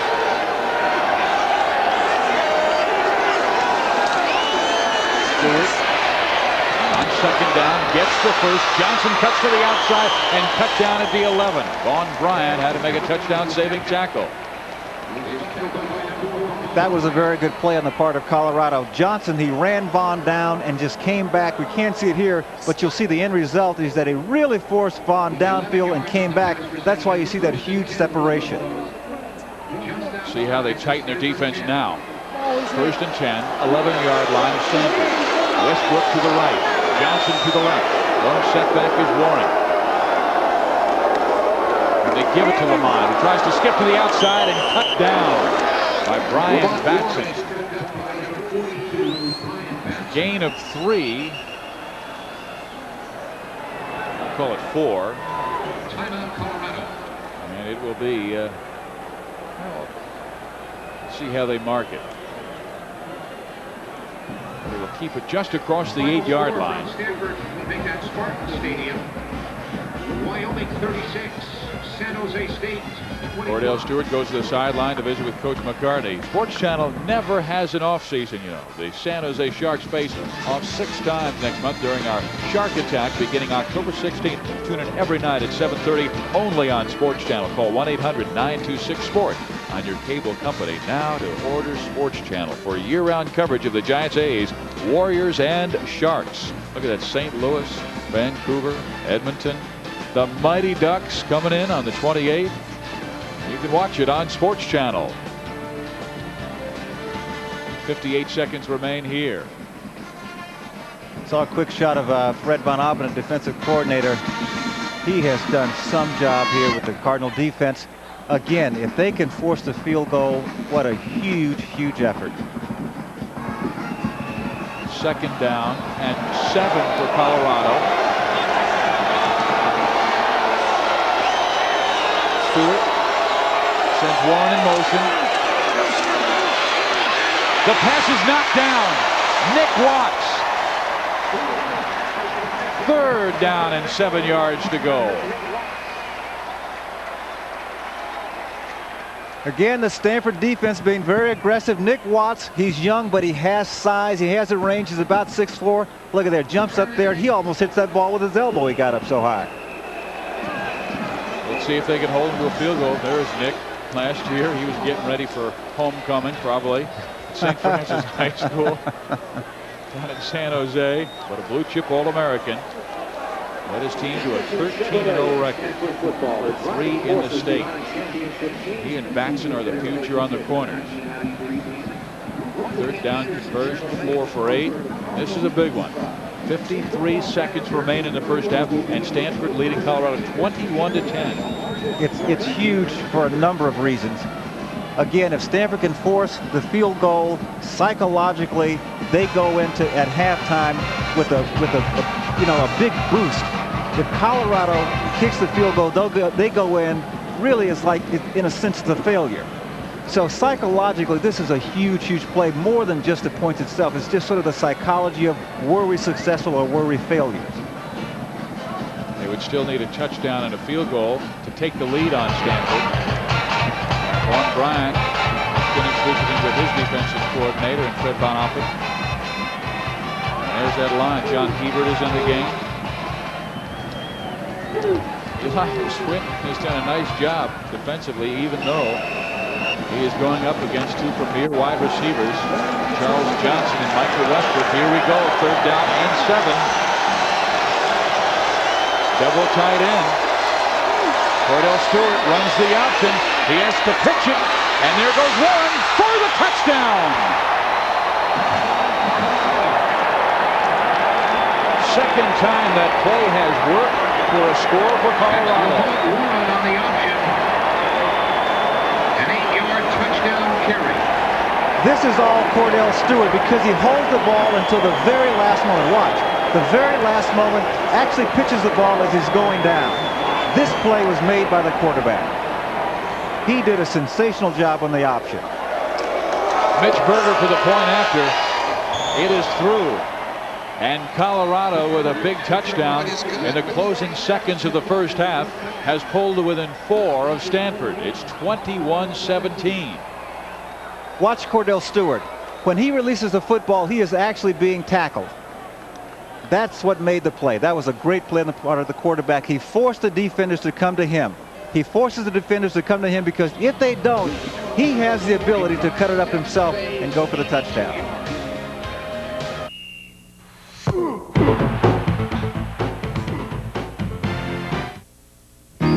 I've played a lot of great courses in my life, and I'd like to think I've designed a few, but I've never played a golf course quite like this. Golf Magazine has introduced a 30-page monthly section called The Golf Course, a unique 18-hole editorial format that delivers more instruction, more features, more of everything. Reading Golf Magazine is like teeing off on a brand new course every month. That's why I joined Golf Magazine as special contributor. You can join Golf Magazine too for custom-tailored private lessons to help you score better. Call now and get absolutely free Jack's video playing the percentages, an insider's guide to improving your game and managing the course for lower scores and more fun. Call now for a great deal on Golf Magazine and your free video. Jack, it's great to have you on the Golf Magazine team. Where should we look for you in upcoming issues? Where else? The golf course. Stanford has the lead on one of the top road teams in the nation the last few years. Colorado 16-3 on the road since 1989. 4th best in college football. The best record of the Miami Hurricane. That scoring drive went 82 yards in 7 plays. The big pass was the one from Stewart to Johnson. And then, of course, the 3rd down and 7 conversion for the touchdown by Warren. Berger will kick it off. Stanford has Comella and Mitchell back deep. There's Mitchell. Tremendous speed, runs 4.4 in the 40.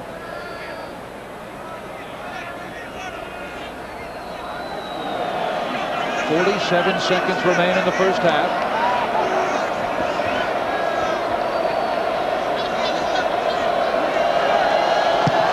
And Berger with a line drive kick.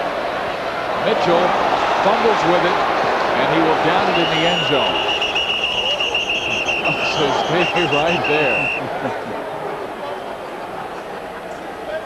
So Stanford will have it with 45 seconds remaining. They lead by 4. Big psychological boost for Colorado on that play. The quarterback, Stewart, making the play when he had to. And again, that was really his doing. That touchdown, really, he made that.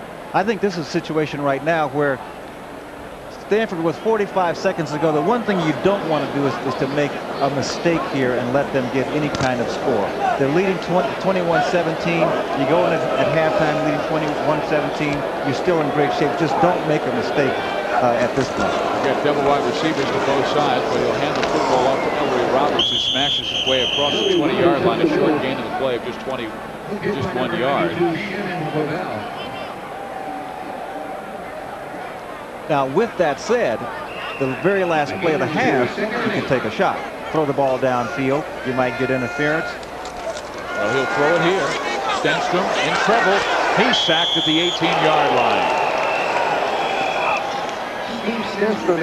Very smart play on Steve's part. I got the sense that Steve was looking, wait a minute, maybe I want to throw it. But I'm sure the coach has said, do not throw this football unless you know it's going to be reception. Hold on to it, take the sack.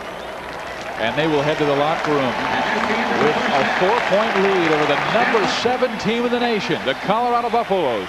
It's Stanford 21, Colorado 17.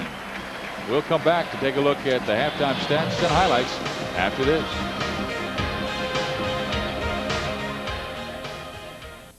Sports Channel wants to know, what are you doing this offseason? Hi, this is Will Clark of the Giants, and I'm going to be hunting and fishing in the swamps of Louisiana and watching the Sharks on Sports Channel. And again, he's shooting, scores! Hi, I'm Royce Clayton. This offseason, I'll be playing a lot of golf and watching the Warriors on Sports Channel. Points, couple of blocks. Cut! So now, what are you going to do once the Giants season's over? Gonna watch Cal play football, mother. I'm gonna go fishing, hunting, and watching the Sharks on Sports Channel, and hopefully this year I'll understand them a little better than last year. To Cardinal, shot, score! Throws, and it's cut! Cal, Stanford, football on Sports Channel! We're going all the way, baby! Don't miss Sports Channel's exciting fall lineup.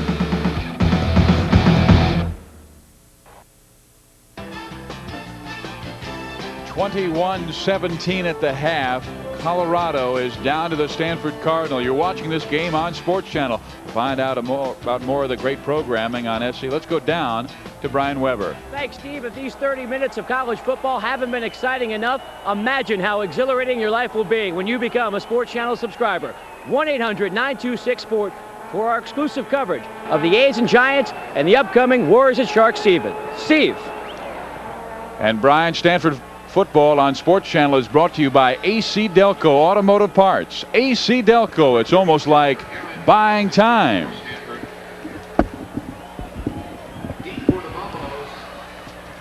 Well, Stanford will be kicking off to start the second half.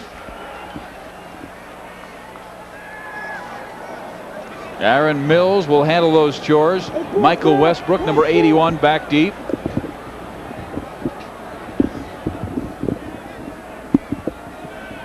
So the Buffaloes will be on offense, and they have received some great individual performances in this game, particularly from their receivers. Johnson with 5 catches for 123 yards. Westbrook 1 for 55. Now it's the defense's turn for Stanford to hold them down. Westbrook from the 1. And he finds a seam. He's out past the 30-yard line to the 34. Once again, they will go with that huge offensive line led by Brian Stoltenberg at center.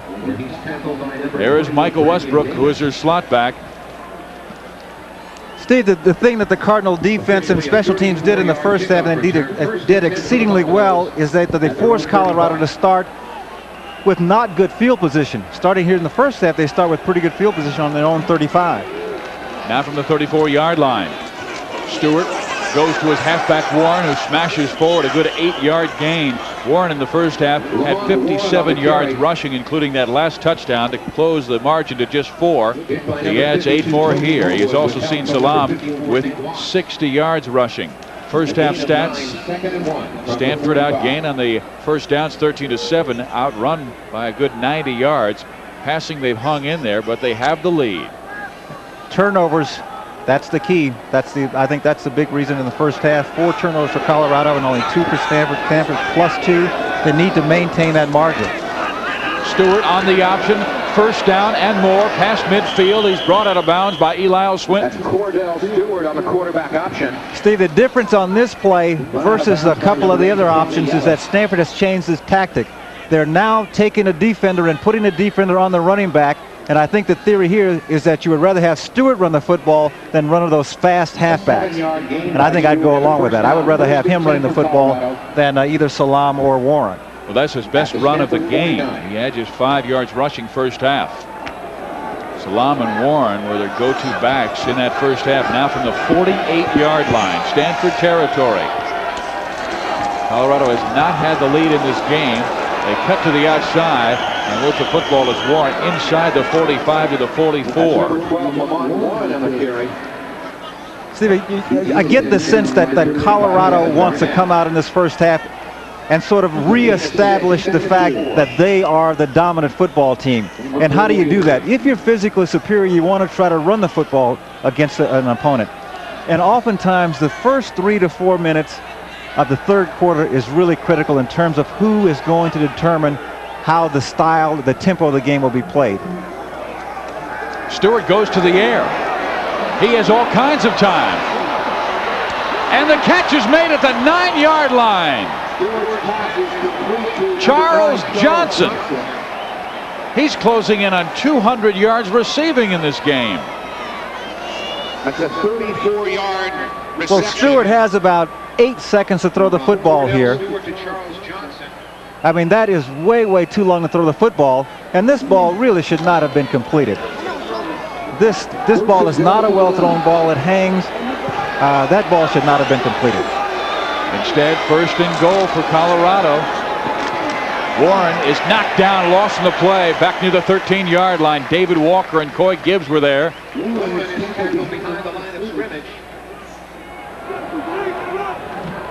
Stanford taking some chances, bringing players on inside the slots, the blitzes. And this is what they did in the first half, and it was successful, so why not keep it up? Good job on the part of Coy Gibbs. Second down, 13 yards now. Be interesting what Stewart goes to. Well, he had a lot of time last time he threw. Cardinal really want to get pressure on him. He drops back to throw over the middle. Did he make the catch at the 4-yard line? Oh, yes, he did. Michael Westbrook. Bill McCartney was saying, Gene, that, hey, we've got 2 Anthony Carters on this team, and they're on the field at the same time. Well, Westbrook makes a terrific catch here. This is the ball again. It's thrown on time. Westbrook goes in and really comes up with a terrific effort. The ball is only about a foot off the ground, and he comes up with a sensational catch. Third down on the 3-yard line. Double tight end. Let's see if they try and power it in or go at the option. They try and power, and it is Warren smashing his way to about the 2-yard line.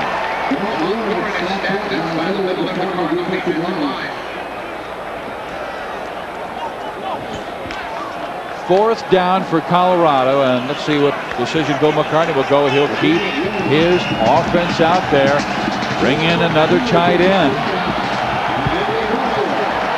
Sean Embry, Christian Fourier are the tight ends. Fourth down, Buffaloes need 2. Stewart keeps it. Touchdown.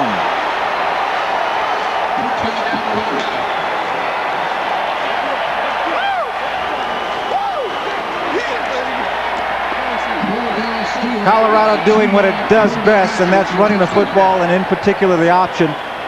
Kordell Stewart is a very fine option quarterback because he has size and he has a good sense of what to do with the football. He had the option to pitch it. He chose to keep it. He really runs the football well and does a great job on the option. So Berger will try and give the Buffaloes a 3-point lead here. And he puts it up and through. 11 minutes and 18 seconds remaining in the third quarter, and the Buffaloes on their first possession drive down the field some 65 yards and give Bill McCartney the lead for the first time in this game.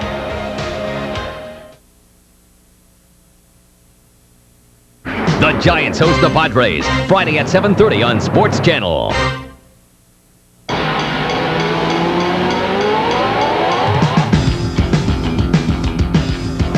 They get it into the hands of Lally in 4 seconds. 3. Lally cut it. Oh! Kickoff to Morgan. Got it. Game's over. Stanford wins.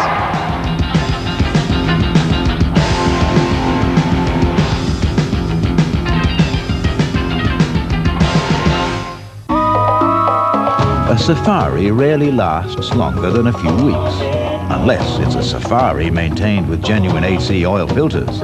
Because over hill, dale and wadi, no other filter can track down, trap and capture more dirt. So, AC oil filters keep your engine in the hunt for a longer life. AC Delco. It's like buying time. Now through September 30th, save up to $11.60 on AC spark plugs and filters. 24-21, Colorado has the lead on this 2-yard run by quarterback Kordell Stewart.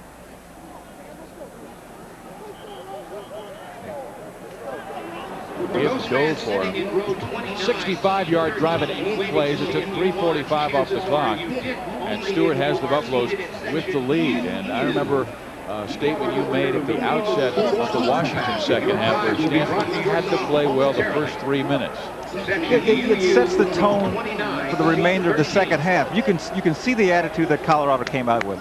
I wouldn't be surprised if their coach gave them a tongue lashing at halftime.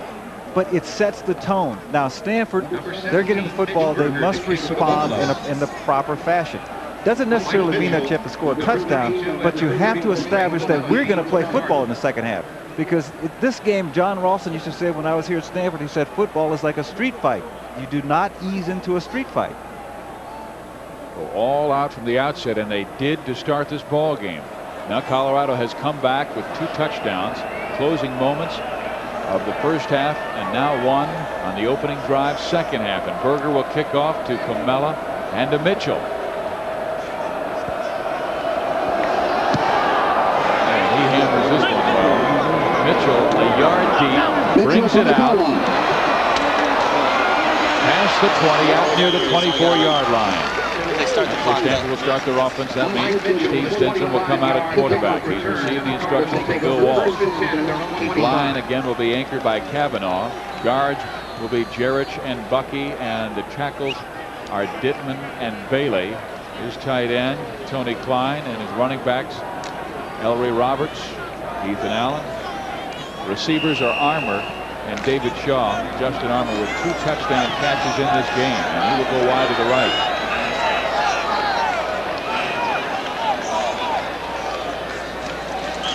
Stenstrom back, but flags go flying, stopping the play. It's not the way Stanford wanted to start.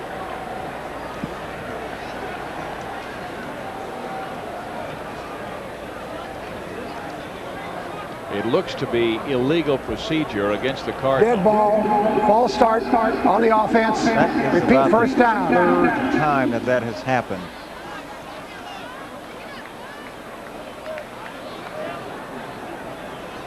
There's that big offensive line that did such an excellent job keeping those Colorado defenders off the quarterback Stenstrom. Illegal procedure, and they take it first and 15 for the Cardinals in their own 20.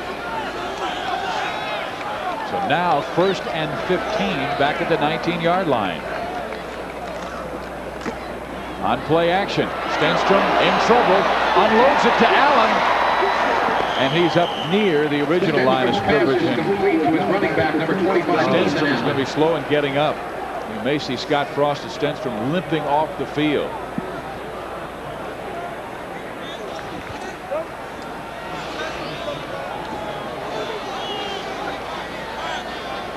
He was trying to see if he could tell what happened, and Steve does go down. He goes down right on his right knee.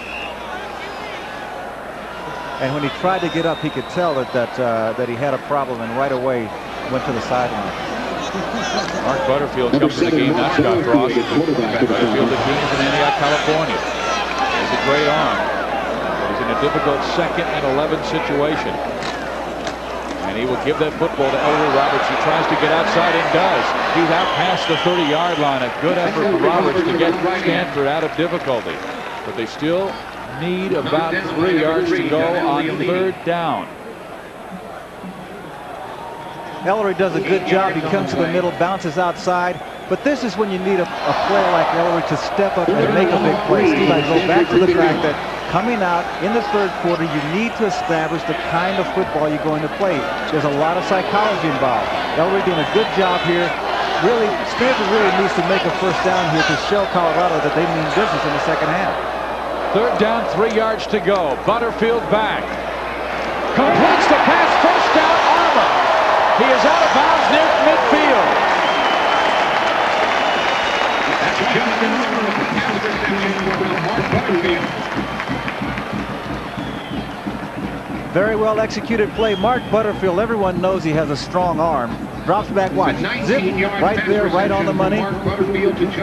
Good job of running after the football on the part of Justin Armour. And Armour has really run with the ball after the catch much better this year than I think anyone would have anticipated. Just as Greg Lindsey knocked him down on his way to a 48-yard touchdown. Butterfield back to the air. Over the middle, Tony Cline. And here another 1st down. It'll be 2nd and short. Ted Johnson, John Knutson, inside linebackers around the play. Butterfield again has time. They bring Nathan Olson in the game, so they'll go with that heavy load offense now.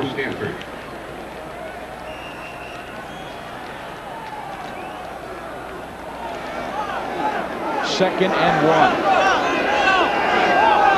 Roberts the lone setback. Olson's off to the right. And Ellery trying to smash forward, tries to break to the outside, and now he will be stopped at the line of scrimmage. Ellery Roberts on the carry. Well, that's a good defensive line. Shannon Clavell is a nose tackle. He really straightened up Roberts. And Johnson and Knutson were there. Short of a 1st down. But again, Ellery, you know, he goes in. There's nothing there, but he keeps the legs driving. He keeps the legs driving. You know, nearly bounces outside to find something. But I love the way Ellery is giving that 2nd and 3rd effort now. You know, I think he senses that he needs to step up. He needs to make some big plays. So Stanford will take a timeout on a 3rd and 1 with 9:06 remaining in the 3rd quarter. It is Colorado with their first lead of the game, 24-21. We'll be right back after this. You know, Candlestick has special meaning for me. The first time I saw Willie Mays play was at Candlestick Park. I think the thing that makes Sports Channel special is that the one thing that I've noticed and I enjoy is the fact that they don't put any restraints on you as an announcer. I believe that in doing Sports Channel, the game takes you where we should go.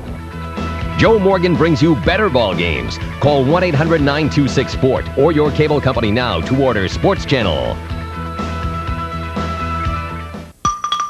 Newsflash for Big 8 football fans. Get the inside stories and follow your favorite teams from field to field. See the big hits and the big plays on the Big 8 Gridiron Report.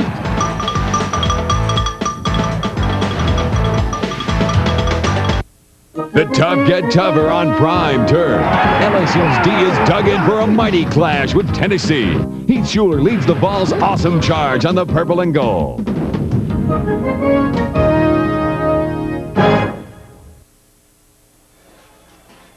24-21. Colorado a 3-point lead in the Stanford Cardinals. Number 7 Buffaloes and number 20 Stanford. Stenstrom was jogging on the sideline. Now he's grabbed his helmet and gone over to his head coach Bill Walsh to let him know, along with Guy Benjamin, who he's visiting with now, perhaps he is ready. But it is Butterfield on the field right now, a 3rd and 1. See Cline and nickel, so they'll go with a double tight end, and Nathan Olsen still in the game, number 40. They need to just get across the 40-yard line for a first down, so they need 3rd down and about 3rd and 2 a feet. short one for Stanford. Steve, I think this is 2-down situation anyway. I mean, even if they don't make it, just psychologically, I think they'd have to go for it anyway. Roberts, first down. 37-yard line. Ellery Roberts carries up the middle for a first Boy, down. it looked like Bucky and Kavanaugh really opened a big hole. And now Stenstrom comes back in. Ryan Manning with him, Justin Armour, and Ethan Allen.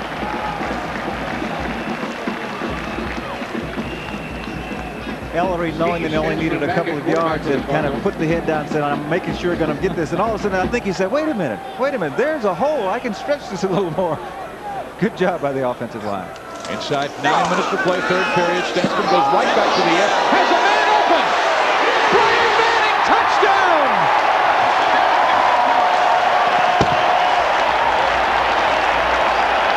What a play! They have been waiting for this play since the season began. Ryan Manning can run the 40 and 4.3. They knew at some point he would run by a defender. He runs by the defender and actually has to wait for the football. He is so far by. Now he's coming back. Look, he has to wait. But the thing that I like about this is that look at the concentration. The ball is actually tipped, but he concentrates. The ball is tipped. Look at that concentration. It doesn't show well there, but he was 4 yards past the defender. And Abrams on for the point after. It is juggled. Chris Bird has to throw, and it is incomplete. So Stanford, trying for the 4-point lead, has to settle for 3. The Cardinal with a 27-24 advantage. 8:43 remaining in the 3rd quarter, but Stenstrom with his 3rd touchdown pass of this evening. I'm Casey Shaughnessy for Sports Channel Sports Minute, and we want you to meet the Sharks' new head coach, Kevin Constantine. I've never been able to know how to go about doing anything other than pursuing being the best at what you do. And in this league, being the best at what you do is winning a Stanley Cup. I think good athletes learn to play to their strengths, and so do good teams. So we can find things that we can be good as a team and then try to be better than other teams at those things every night in an attempt to win the games. I think one of the main things to bring is intensity and readiness. I played for him a while when I was in Kansas City, and we were very prepared for opposition. You know, they can't throw any surprises at you, and you know what they expect for the game. Honesty and feedback are real important in terms of developing players, so I try to give that to them, whether it's good or bad. We just try to be honest about what's going on the ice and the things we need to work on. Coach Constantine and the Sharks play all season right here on Sports Channel. From Burlingame for Sports Channel Sports Minute, I'm Casey Shaughnessy.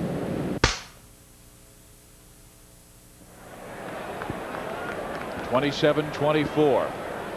Steve Stenstrom with his 3rd touchdown pass of the evening. This one to the freshman for his first collegiate catch, Brian Manning. First collegiate touchdown catch, I should say. Steve, remember when Shaw made a touchdown catch, and I said that I think that play, made him come of age, so to speak. Similar situation here. Brian Manning now, he's saying to himself, I know I can do it. Now this is a huge threat that Stanford has on the outside with that kind of speed. Let's go down to the sideline and talk with Brian Weber. Steve, it was a bruised right knee for Steve Stenstrom. He got up, tried it out, felt good. Would have been back the play before, but he couldn't find his helmet. Another play later, it's 6 points for the Cardinal.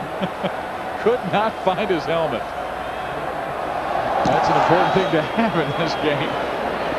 Westbrook, 5 yards deep. It'll be Colorado football at the 20-yard line. Kick is down in the end zone. We've got a good one here in Stanford, California. 8:43 remaining, 3rd period. The number 7 team in the nation who has demolished foes like Texas and Baylor. Really getting a tremendous game from Stanford today. 27-24. Stewart, 10 of 22 for 243. Stenstrom, his accuracy has been much better. 18 of 24, and he's thrown for 3 scores and 2 interceptions.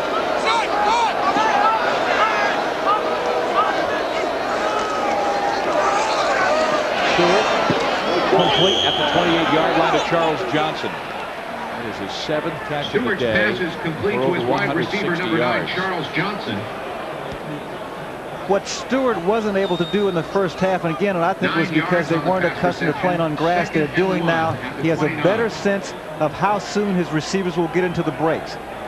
It makes a huge difference. I played enough on AstroTurf and going from AstroTurf to grass to know that it really makes a difference, and it takes a little while for the quarterback to adjust to the speed and the cuts from the receivers. 7 for 165 for Charles Johnson. Adjusted well. It is 2nd and 1. Stewart keeps it. First down, 35. Out of bounds near the 40. Kordell Stewart on the quarterback option is bumped out of bounds at the 40-yard line by number Kordell Stewart. 52, Now we're almost Toby seeing that Millwood. Nebraska option where he turns and spins and almost pauses and reads. What you'll notice is that, look, Batson went right for the running back. They take away that option. They would rather have the quarterback Stewart run the football than one of the tailbacks. The problem is the man who's responsible for the quarterback has to come from the inside linebacking position. See Steve Stenstrom holding an ice pack. Got that bruised shoulder. 2 receivers left. Stewart. Incomplete. With the pressure that time, that ball Stewart's underthrown. pass intended for number 9, 2nd down and 10 to the 40-yard line. 2nd and 10. Steve, I think if I had to guess what's going on in the minds of the Stanford defenders, particularly defensive backs, is don't give up any huge plays. Make them earn it. Put the pressure up front, make them earn it, keep the ball in front of us, because what's likely to happen is you get a tip ball, get an interception. That's much better than running even with you and going for the big one all the way. Nick Watt. He's the top of your screen. Stewart again on the up, and this time is cut down and read nicely by Stanford. And it's a gain of 4. Stewart around right end on the quarterback option. Boy Gibbs on the tackle. Hudson Bueller will come Gain out of of the 4. game. Back in is David Walker at strong safety. Stewart with 24 yards rushing in the game and the touchdown. Again, Stanford forces the quarterback to keep the football. Now, oftentimes what will happen, Steve, is that quarterback, that punishment starts to accumulate. And all of a sudden starts to affect his passing arm. And you never know when that quarterback's going to take a shot and has to go out of the football game. And that man would love to affect the passing game with Westbrook and Johnson as the wide receivers. 3rd down and 5. We have a timeout on the field. Clock was winding down, showing 4 seconds remaining on the possession clock, and McCartney, his offense was not set, so Stewart went over to talk to Bill McCartney. You know, Bill McCartney, his team trailing by 3. Well, he was talking such praise of Bill Walsh. He said, I try to read everything that he writes. He said, he's always fascinated me, and I always wanted to kind of really try and emulate his style of game. And he was so impressed with the way and the decision that Bill made, leaving television and coming out, and he said it was for all the right reasons. He wanted to come back to a good university, and he wanted to do what he did best, and that is coach.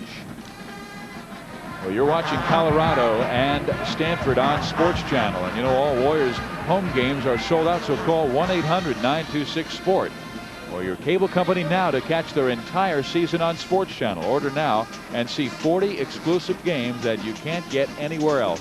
Call now to order. You know, they ran that ace formation, which really tried to spread out the Stanford defense, and that has been taken away with this option game that they've gone more with. This is going to be an interesting call here on 3rd and a long 5. What do? Throw it? You run the option again? Well, they've been successful running the option, and actually, and quite frankly, that's what they do best. So you'd have to think the percentages would be that that's the type of play they'll run. But again, Stanford is not letting the running back get the football. They're going to make the quarterback run the football, and I think that's a very smart thing to do. They changed up their style, and they're giving them a different look here in the second half. Warren is the running back, and now he goes off as a wing to the right side. So there'll be no running back on this play. Warren will be a split in, and Stewart to the air, setting and firing, and the catch is made for the first down. Well, I tell you what, his money man is number 9, Charles Johnson. He's looked Westbrook's way, who's the All-American, the first teamer, but that guy's a first teamer as well. Well, I mentioned that earlier, and then if you look at the stats, you'll see that Charles Johnson is the big play man coming in this ball game. He had 3 touchdowns, averaging 21 yards a catch. You know, some people might say, yes, that's because the other teams pay more attention to Westbrook. I don't buy that. I think he's an excellent receiver. They're 1 and 2 on the receiving charts. Johnson, number 1, with 1,575 yards, receiving 20 minutes, and Westbrook at 1480. Stewart again to the air. He finds his tight end wide open left side, and he is down the sideline, and Garnett finally makes the tackle at the 30. Good call by Colorado. That's number 86, Christian Fourier on the pass reception from Kordell Stewart. Well, whenever a man is that wide open, someone went to sleep. I mean, he is just out there by himself. Watch this. There is not a defender within 10 yards when he catches the football.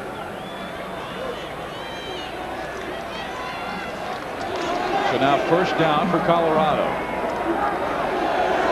It seems like it's going to be like last week. Whoever has the ball last will win.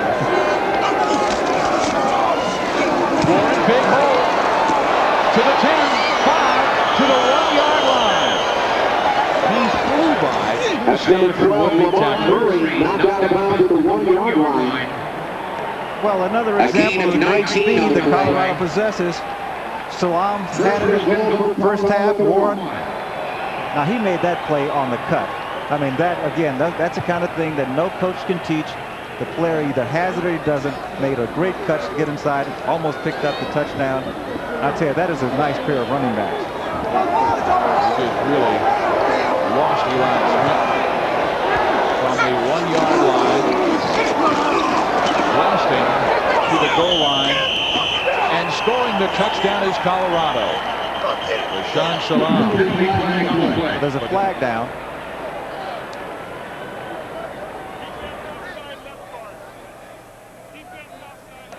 Offsides on the defense. Touchdown.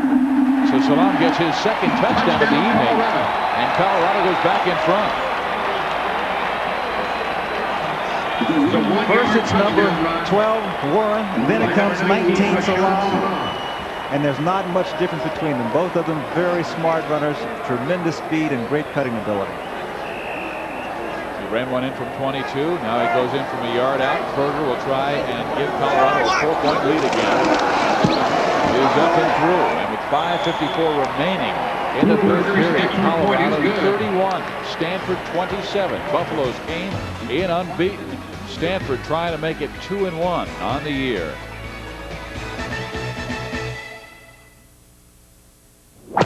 Drive your ball into orbit when you tee off with the Hot One. Warning, the Hot One will travel faster and farther than any other golf ball on the planet. Some say the Hot One flies too far. I've cut 10 strokes off my game with the Hot One, but nobody knows why, because the name on the ball is different. The Hot One does not conform to USGA rules. It's smaller and heavier than other balls, and its secret core and advanced dimple design make it fly faster and farther. The Hot One can help you drive the green on a par 4 and shoot the lowest score of your life. I broke 80 with the Hot One. Call the number on your screen now and receive your trial pack of 3 Hot Ones for only $9.95. Plus, you'll also get free a $10 Pocket Pro, a proven guide for on-the-course help. If the Hot One doesn't out-hit your current ball, send them back for a guaranteed refund, but keep the $10 Pocket Pro as your free gift. Put the heat on the competition. Order the Hot One now.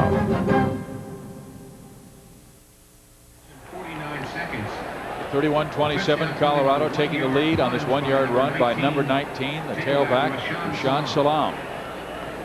Gets the football, finds the opening. Well, he kept on driving, didn't he? He did that in the first half. He always keeps the legs churning.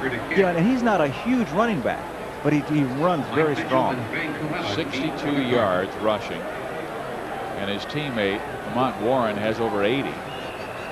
Meantime, the Stanford running game has been very quiet on the evening. It has been all through the air. And Comella and Mitchell are back deep, awaiting the kickoff from Berger.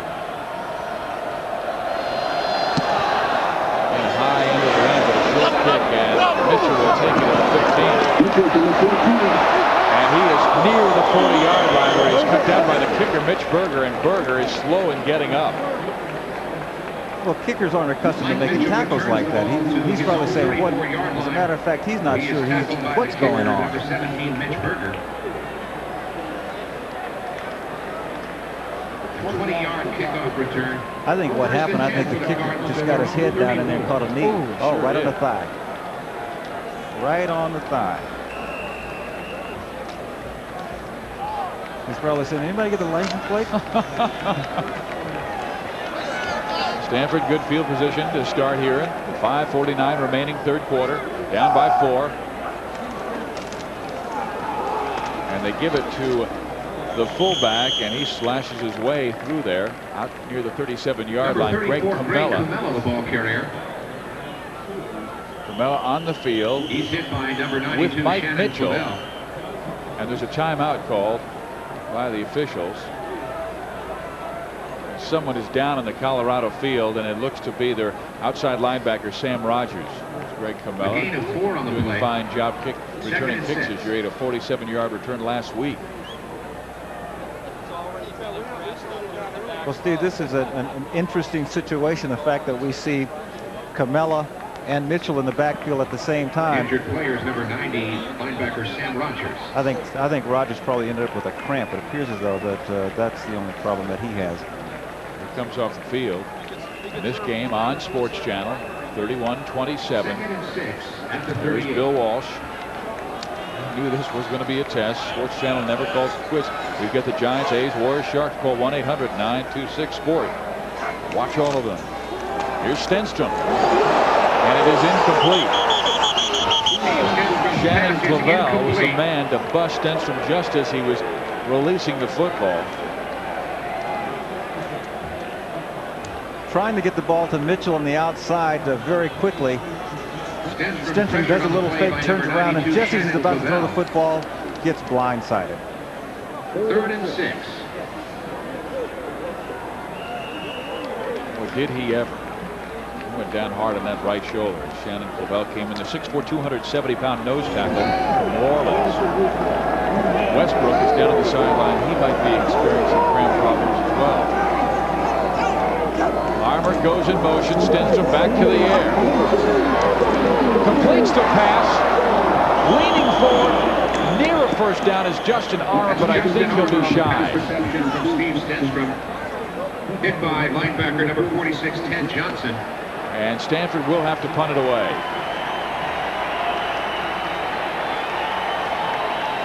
Fourth and 1. This is one that's oh so close. Tremendous pass protection on the part of the Cardinal offensive line. Armour just can't get there. Punt it away. Charles Johnson. He's still on his feet. Finally hauled down to the 14-yard line. Is taken by number 9, Charles Johnson. Stanford special team grayed out an A+ in this game. And they have really held down Colorado return men like Westbrook and Johnson. Great shot. Leon Vickers. Look at all of the Cardinal players converging. But you must have outstanding special teams play if you're going to be in a ball game with a team the caliber of Colorado. And the Cardinal special team players have done an outstanding job. Now Stanford has to find a way of slowing down this offense. They scored in the first 2 possessions of the second half. And they give it straight up the middle, and this man is Rashaan Salaam again, and he is out near first down to the 25-yard line. They're just hammering away at that Stanford defense. Swinton leaves. Kwame Ellis comes back. Well, Steve, I think it's clear that in the second half, McCartney has decided that he wants to try to use the physical advantage that he has, not try to be fancy, forget about how many passes they've thrown before, and try to out-physical Stanford and win this football game on the ground. Second down and 1. Men on that defensive line for Stanford. Run the option, they give it to Salaam, and he has the first down out near the 23. Number 19, Salaam on the Gibbs carry. on the tackle along with Norwood. Hit initially by number 54. It is 31-27 Colorado. Kordell Stewart. He has been on target second half. He had a rough first quarter opening as Stanford led 7-0. And they finally got a late field goal in that period to cut it to 7-3. Stanford defense has played an outstanding game thus far. They need to hang in there. At this point, it gets to be psychological. You have to stay in there. Stewart runs the option, and he is down past the 33-yard line. Another good gain is Vaughn Bryant making the tackle. Batson again, the outside linebacker, going with the running back. You must take the running back away. Again, if you have your choice, you'd rather have Stewart running the football than the halfback. In this case, it's Salaam out there. You don't want him running the football. Make the quarterback run it. Gain of 5, second and 5. Second and 5. From the 32. Run for 29 yards now.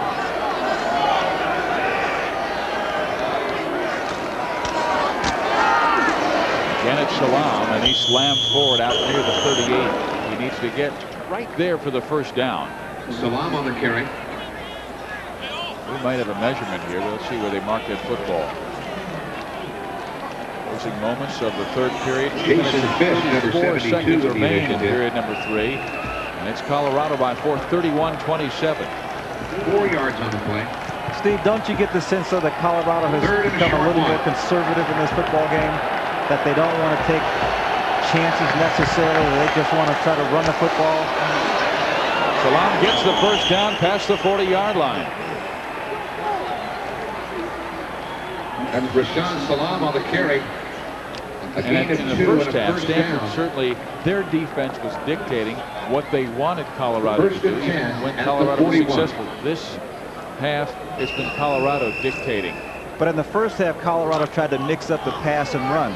Here in the second half, they've decided they wanted to run the football. Along with 81 yards now rushing. And they're passing. Stewart downfield, man open. Westbrook can't hold on. He had 6 points. Stewart's pass was intended for number 81, Michael Westbrook. He was about 5-7 yards past. I think it's Garnett. David got caught looking back. Now, I had that happen to me as a receiver, I must admit. This is the problem. You're so wide open. You're looking up there and you said, "Ball, please come down." Too long to think about it. Too long to think about it. Wide open. 2nd and 10. Again, they run the football. It's a good 4 or 5 yard gain. Boy, he does have good body lane. They hit him at the 44-yard line. He leans forward to the 45. A little past that. Number 19, Rashaan Salaam. Number 60, Tyrone Parker with the hit. See, but again, I think that the Stanford is playing smart defense because they're forcing them to throw the length of the field. You know, they dropped that one pass that they had, but they're running the football. They want to run the football. Time is going up the clock. If Stanford can end up in this game with a chance to win at the end, that's all they can ask for. 3rd down and 6. Stewart back. Batson on the rush. He loops it long. It's incomplete at the 25-yard line, and then the flag. Fourier. Another huge 3rd down conversion for Colorado. Penalty flag on the play.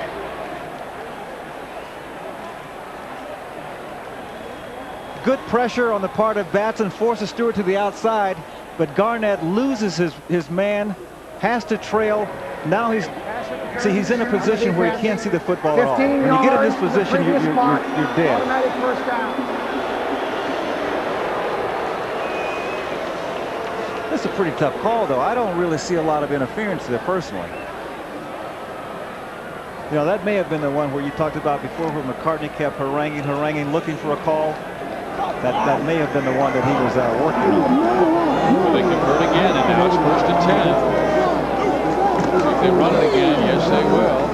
Salaam inside the 35-yard line to the 34. They've been in a lot of 2nd and 4, 2nd and 3, 2nd and 2 situations this second half. He is running hard.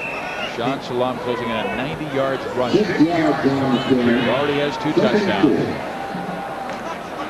We've got 36 seconds remaining in the 3rd period.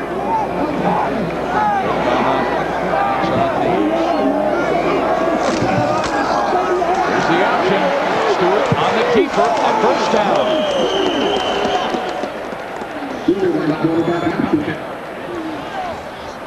Hit by number 95, Coy Gibbs, with help from number 13, Again, Stanford making the decision. They would rather have Stewart run the football than one of the running backs. I think it's a good decision. You know, you must play the percentages. They forced Stewart to run the football. I'll say this again. When your first string quarterback runs the football as much as Stewart is running it, you never know when he's going to get dinged and will have to go out of the football game. Yeah, they really have to punish him, make him pay for running the football. He's run 10 times in this game. And they're staring at their fans with 4 fingers held up. We're going to the 4th quarter. This is our time, say the Buffaloes. They have a 4. The Stanford Cardinal. It is Colorado 31. The Cardinal 27.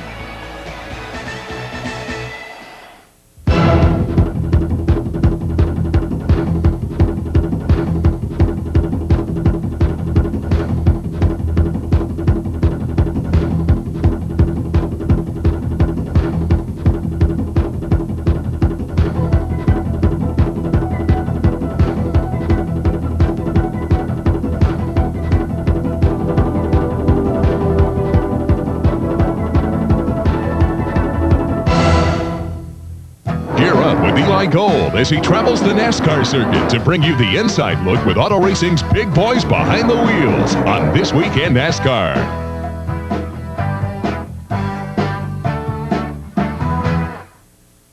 The world is watching. The toughest division in soccer. The premier players in the world. The English First Division.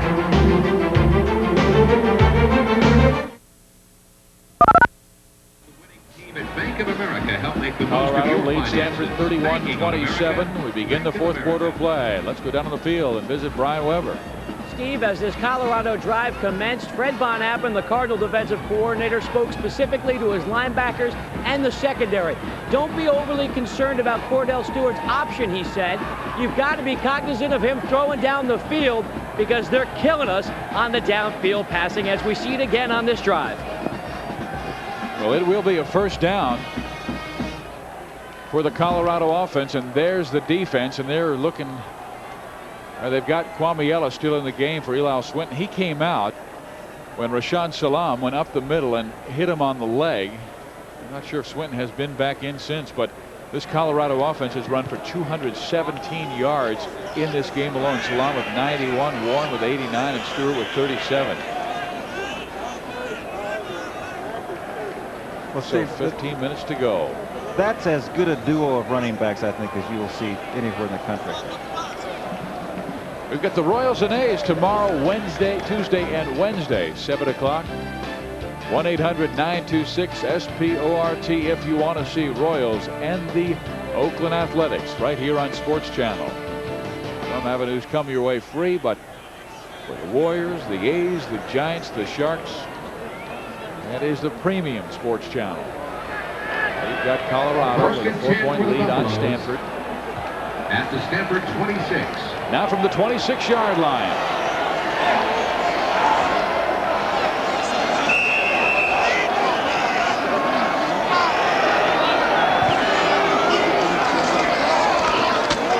Salaam.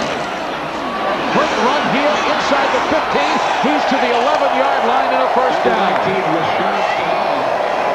His best rushing day as a Colorado Buffalo. His first 100-yard game. And they're beginning to wear down the Stanford defense. Steve, this is a mark of a great runner, not just a good runner. Watch, he gets in, he keeps moving, reminiscent of players like Tony Dorsett, O.J. Simpson. And I've said that specifically because this guy is a great runner. And you have to remember, he's only a sophomore. And he almost went to Stanford. You would have almost. They'll try the middle again. Short gain inside the 10-yard line. 14.5 to play in this contest. They're down by 4, 31-27. If they can hold them to a field goal, that would be a major accomplishment.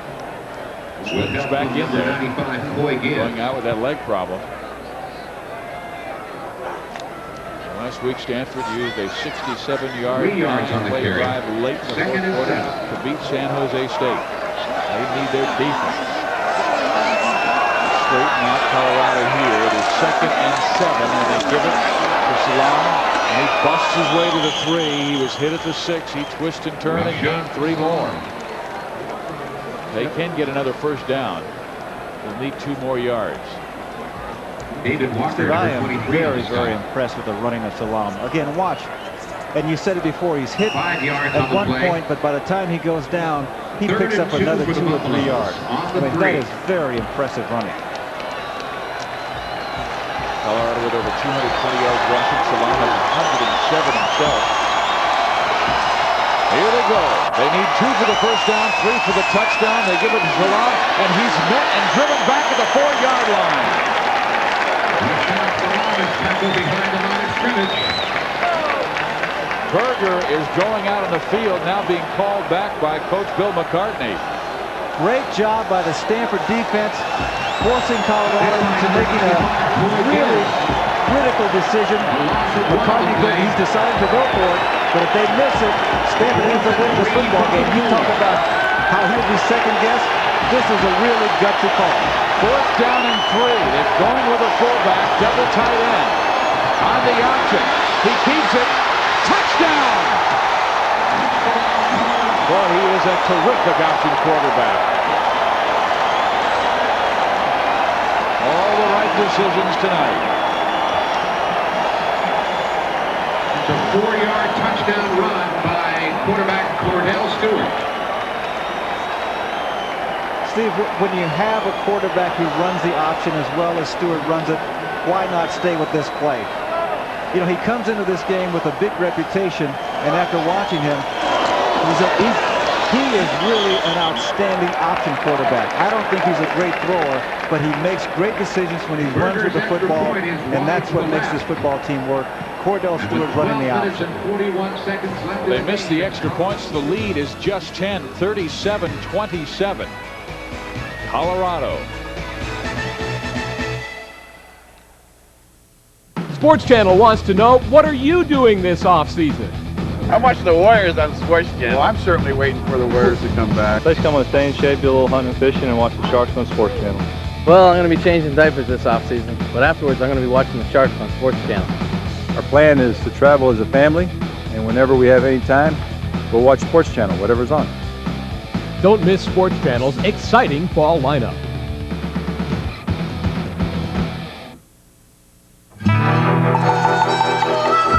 Most trackers can follow the trail only as long as the weather holds out. Unless it's a tracker spurred on with genuine AC spark plugs. AC plugs fire faster than lightning for performance so smooth, even the thunder claps. And that'll keep your engine on the trail to a longer life. AC Delco. It's like buying time. Now through September 30th, save up to $11.60 on AC spark plugs and filters. Colorado's offense has not been stopped by Stanford here in the second half. 12:41 remaining in this ball game, and Colorado leads by 10 on a 4th down run by quarterback Kordell Stewart. Stewart doing what he does best, in my opinion, and that's running the option. Coming into this game, they've thrown the ball fairly well, but I think the Cardinal has done a good job on pass defense, but that's the play that really runs this well-oiled machine when they run the football on the ground with the running backs they have. Salaam and Warren, that pair with Stewart, that's a tough troika. And then you add his receivers, Johnson and Westbrook. Wow, they got some skill players. Well, they put 37 on the board against Stanford tonight. Cardinal next week takes on UCLA here at Stanford Stadium. Still plenty of excellent seats available for that contest. I see 52,000 for this game. Here comes Mitchell to the 2-yard line. Oh, good hit. Down to 13. Mitchell is tackled by number 8, T.J. Cunningham. T.J. Cunningham. And you talk about a guy who's excited.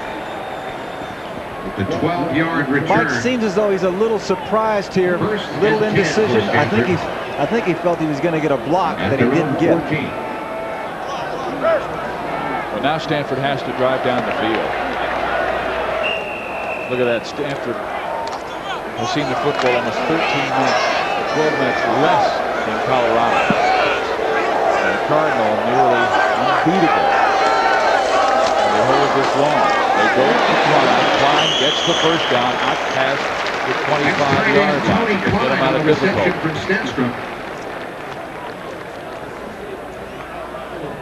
Tackle by number 23, Greg Comella. The reason this play works is that 99% of the college football teams, when they're in that position on the field, will run the football. On first down especially, they'll run the football. But they want to play very conservative, but that's not Bill Walsh's style. Now from the 26-yard line. Look from the outside, Stenstrom steps up. Finds Cline again for the first down.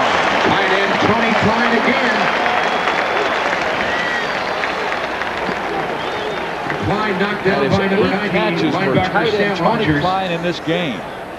This is a good job on the part of Steve finding the receiver. Gets free, finds the receiver, throws the football. And a year or so ago, at the beginning of the year, Steve, when he would break the pocket, would start to look to run. Now, as soon as he makes a move and gets away, he's looking for the receiver. Stenstrom downfield to Cline again. His ninth catch. He's up near the 48-yard line. Tony Cline again from Steve Stenstrom. 9 catches for Tony hit by Cline. number 21, Dwayne Davis. For 107 yards.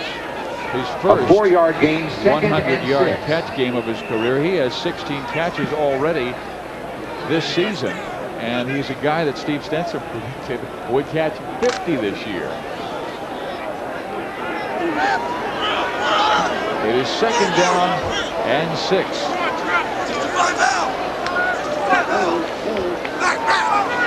Nathan Olson, Ellery Roberts are the running backs. They give it to Roberts, and he slams up the left side, but he cannot break the tackle. And he's stopped after a short gain. That's Ellery Roberts off left tackle. Hit by number 90, Sam Rogers. Sam Rogers was the outside linebacker who hauled him down. West Los Angeles Junior College. Chris Berg, you see number 19, flashing a sign down. A gain of 1. Stanford really needs a score on this drive. Obviously you want a touchdown, but it's imperative that they get at least 3 points in this drive to be back in the football game, not only on the scoreboard, but psychologically. Play action again, Wolfhook. He completes the pass for the first down, and Stenstrom was falling down, but Cline with his 10th catch of the day. Wolfhook was pressuring Stenstrom, but I don't believe he has a sack of Steve in this game. As a receiver, the more you see the football come your way, the more relaxed you are and the more confident you are. Cline is a more confident player just in this football game. It happens. The more you see the ball, the more you catch it, the more your game elevates. Now from the 43-yard line. First and 10 for the Cardinal. Shaw wide left, Armour to the right. Armour in single coverage. He's looking that way, and Armour, can he hold on to the 30-yard line? Yes, he does. Well, he had a defender draped all over him. And draped over him for about 10 yards. Justin trying to get to the inside, the defender all over him, hangs on him for about 5 yards, and comes up with a nice catch. But what really makes this play is the throw on the part of Stenstrom. That is a well-thrown football. And it's another first down for the Cardinals. Armour now at 7 catches for 99 yards. About ready to have the receivers go to the 100-yard mark. And he changes plays. Ooh, the blitz is on and the sack is made, and it came from Teddy Johnson. Stenstrom sacked by number 46, linebacker Ted Johnson. That was a situation where the offense was trying to outget some defense. They both changed plays, and you can see Ted Johnson comes through untouched when he was not touched. Colorado's defensive weakness last year, they tackled Leonard Renfro and made an early defection to the NFL. To tackle Brian Dyack. He was platooning last year. Darius Holland took this spot in this game, so it's a young, proven defense. They have a second and 18. Stenstrom rolling left, looping it downfield. It's incomplete. It'll be 3rd down and 18 for Stanford. With 47 left in this game. 24 for 32, 289 yards. His best career, 331. He threw for 330 last week. He's thrown for 3 touchdowns, 2 to Justin Armour. Well, they're bringing Brian Cline Manning and Roberts out of the game, and Brian Manning, you're right, who caught the 3rd touchdown from Stenstrom in this game.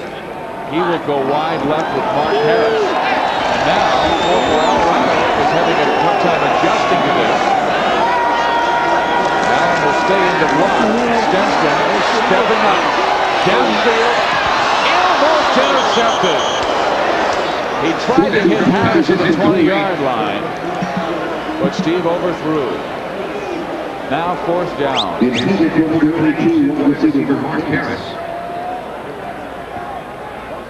Steve, I mentioned it before. When you're running forward, the ball always tends to sail on you. And as a quarterback, you have to remember that. When I'm going forward, I have the momentum. You have to try to get the ball down a little lower. And well, we see David Shaw coming across, waving, trying to get Stenstrom's attention. But whenever you're moving forward, you throw the football, it's going to tend to sail on you. So Stanford is shut down. Now they have to punt the football to Charles Johnson.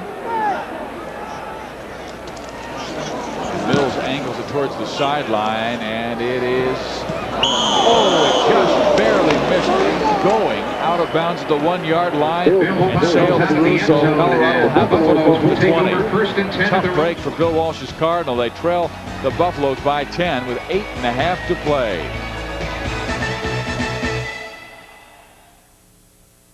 The A's host the Royals Wednesday at 7 on Sports Channel.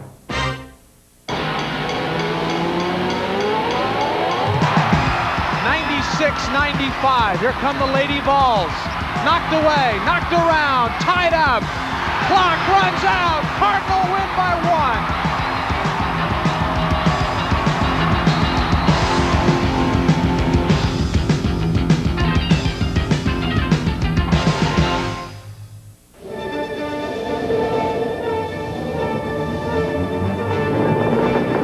The RCA Home Theater comes with a new optimum contrast screen for blacker blacks, brilliant whites, and a picture so clear and bright you'll feel like you're really there. See RCA Home Theater products at Western Appliance. Steve Physiak, Gene Washington at Stanford Stadium. Colorado leads the Cardinal by 10. And here's Aaron Mills, and he was trying to hit the corner. And look how close it came. 1st and 10 for the Buffaloes at their own 20.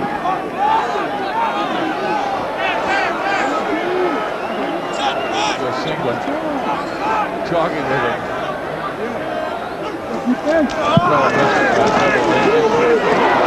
Here goes Warren, and Garnett brings him down to the 25-yard line. Colorado put together some long drives. 3 times they've had the football in the second half. They've scored touchdowns on all 3 possessions, and they have been long, time-consuming drives. Colorado on offense is a very confident football team now.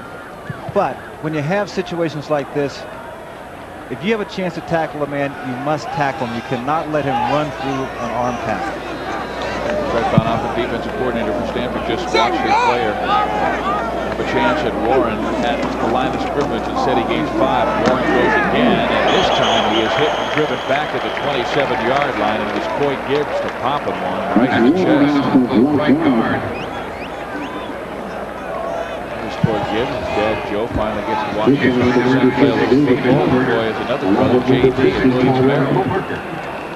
Yeah, Stanford trailing by 10 points, still very much in this football game. If the defense can just muster up a little bit, muster up enough, granted they're playing against a very good football team, if they can force them to punt and the offense gets a chance to come back here, the Cardinal is still in this football game.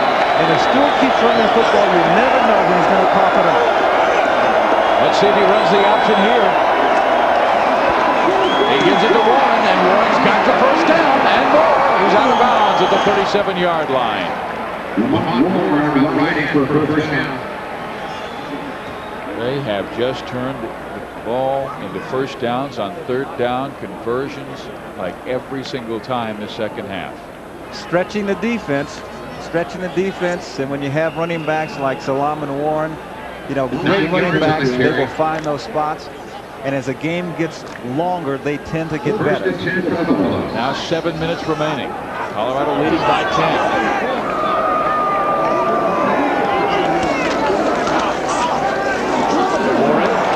Big gain again after the 45-yard line. It is a gain of about 7. Brought down by number 42, Brian Batson on the tackle, outside linebacker from Del Mar, California. Second and 2.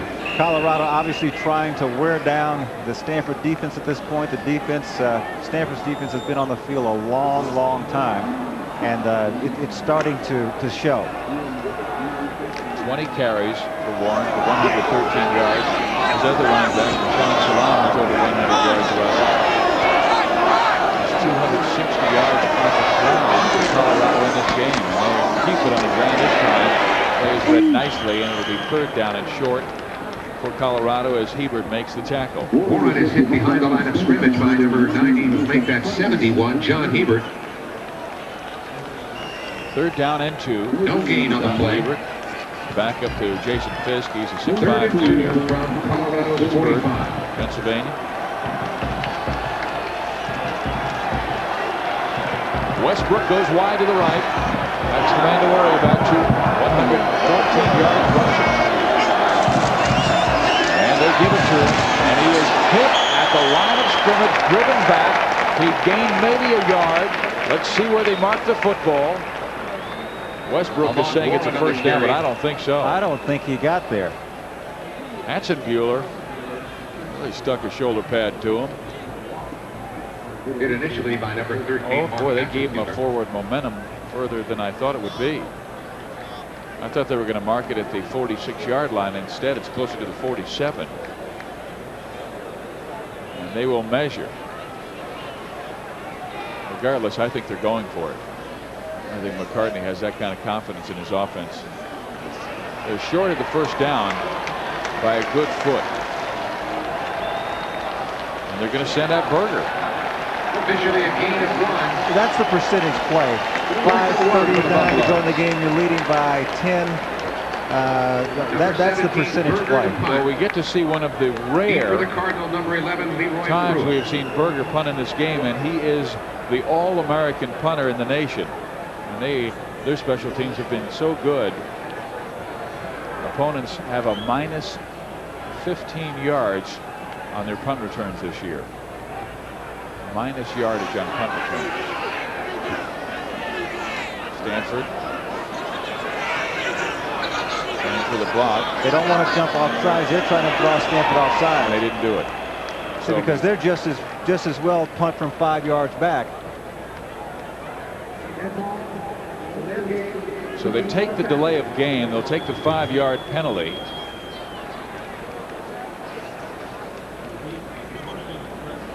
And now Stanford, penalty against the Buffalo. With the penalty, runs to the sidelines. It's on their special teams coach. Now they head back to the field. Berger is trying to get set up and ready. And they set the play. You've got Granado back deep. He's a guy who ran back one against Colorado. Actually played. Granado throws it over to Manning, and here goes. No, this is Pruitt. He's down the sideline, and he's to the 34-yard line. You gotta love it. You gotta love it. Throwing back to number 11, Leroy Pruitt. That's exciting football. Well, they are going for it. That's exciting football. I'll get it on the right. You go over by the blue chevy, and I'll throw it to you. Get down by the Dodge.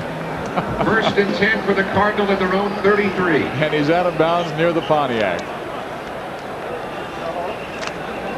That's not a bad throw. Yeah, Ozzie Granado. He's from Colorado Springs. Bill Walsh, 4:59 remaining in this game, trails by 10.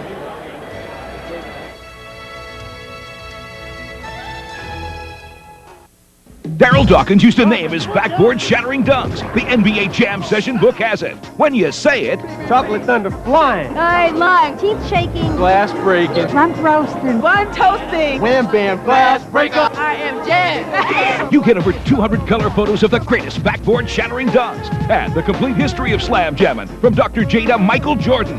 The book is awesome, but the pictures are so bright. Okay, how about we throw in an NBA Jam Session regulation-size Spalding basketball? Yeah, please give me the wall. Thank you. Plus, for a few who still haven't got it, a 30-minute video of earth-shaking slam dunks got to today's hottest music. I get to keep this? All book, ball, and video for an unbeatable $29.95. Chocolate thunder flying, I ain't lying, teeth shaking, glass breaking, rump roasting, bun toasting, wham bam, glass breaking, I am Jam. Call now 1-800-922-1113. 4:59 left in this game. Colorado by 10. Let's go down to the sideline. Brian Weber. Steve, with 5 minutes left and a 10-point lead, the Colorado Buffalo defense told no time up for letdown. Keep your mind focused on this game, and in 5 minutes, let's bring on Miami. And Miami will be in Boulder next week.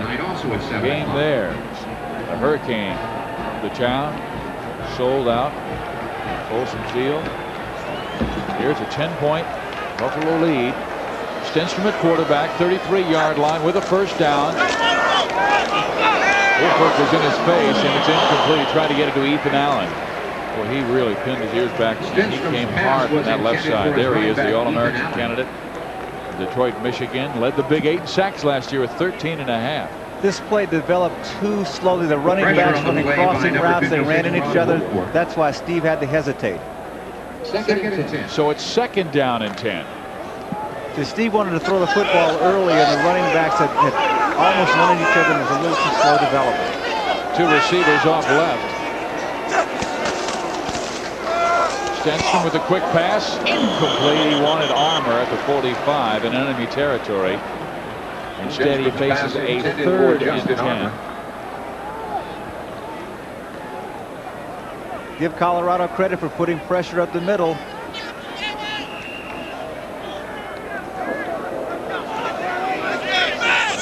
Third and 10 from the 33. Bill Walsh in danger of going 1-2 in the year. Lost at Washington in the opener. Had a great come-from-behind performance to beat San Jose State last week. Stenstrom back to the air, completes it to Ethan Allen. He dives forward, very close to a first down. The mark will be important here. Knocked down by number 46, needed to get to the Ted 43 Johnson. for a first down. But they'll have to go for it anyway. Inside 5 minutes to go.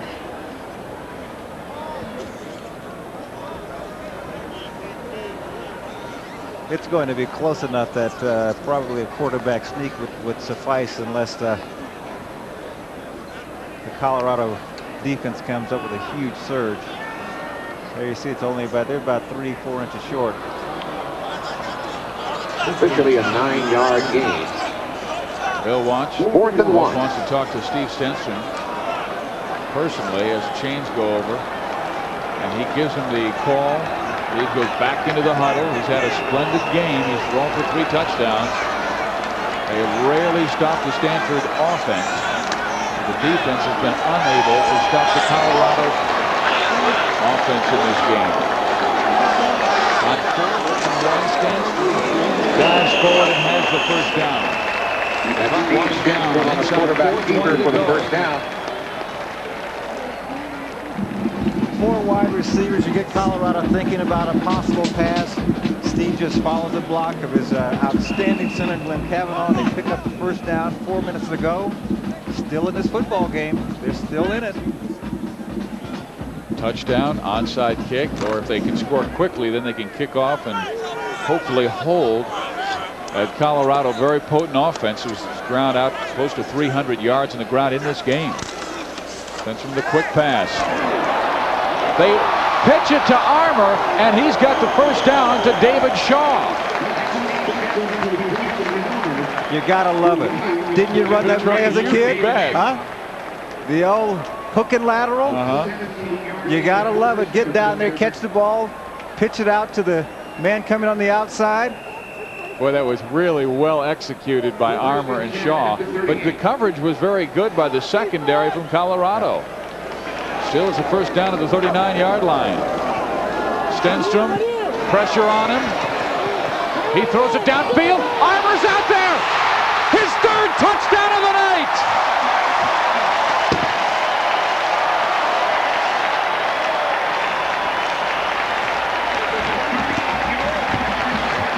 Steve Stenstrom makes a big time play. I mean, this is a big time play.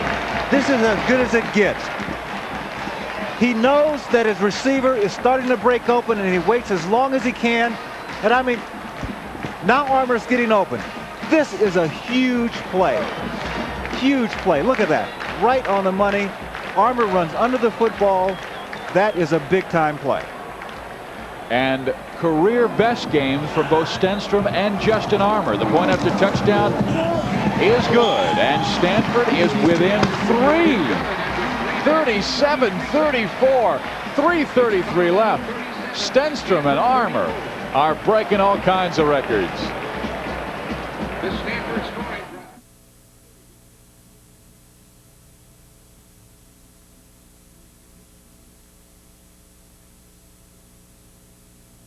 Old Stamp. They're romantic. He's here. My mystery date. Open the door for your mystery date. They're cool. Red or cream, the gals will pursue ya. They're corny, and they're back in this 4-video collector set of the classic commercials of the 50s and 60s. Just watch. All the stars are great big Tootsie Roll Pops. I want my Pop. These classic commercials come to you straight from the Ira Gallen television archives. You can't get them anywhere else. This delightful 4-tape set is yours for 3 easy payments of $9.95 and includes over 150 full-length commercials. You'll laugh. You'll cry. You'll fall in love all over again. Wicked. Call now. Avon calling. Use your credit card or send check or money order to get the classic commercials video set for just 3 payments of $9.95 plus shipping and handling. Call 1-800-641-4848. Phones open 24 hours. I'd kick it out of the... What a game we have had here in Stanford, California. The number 7 team in the nation with a 3-point lead on the Stanford Cardinal.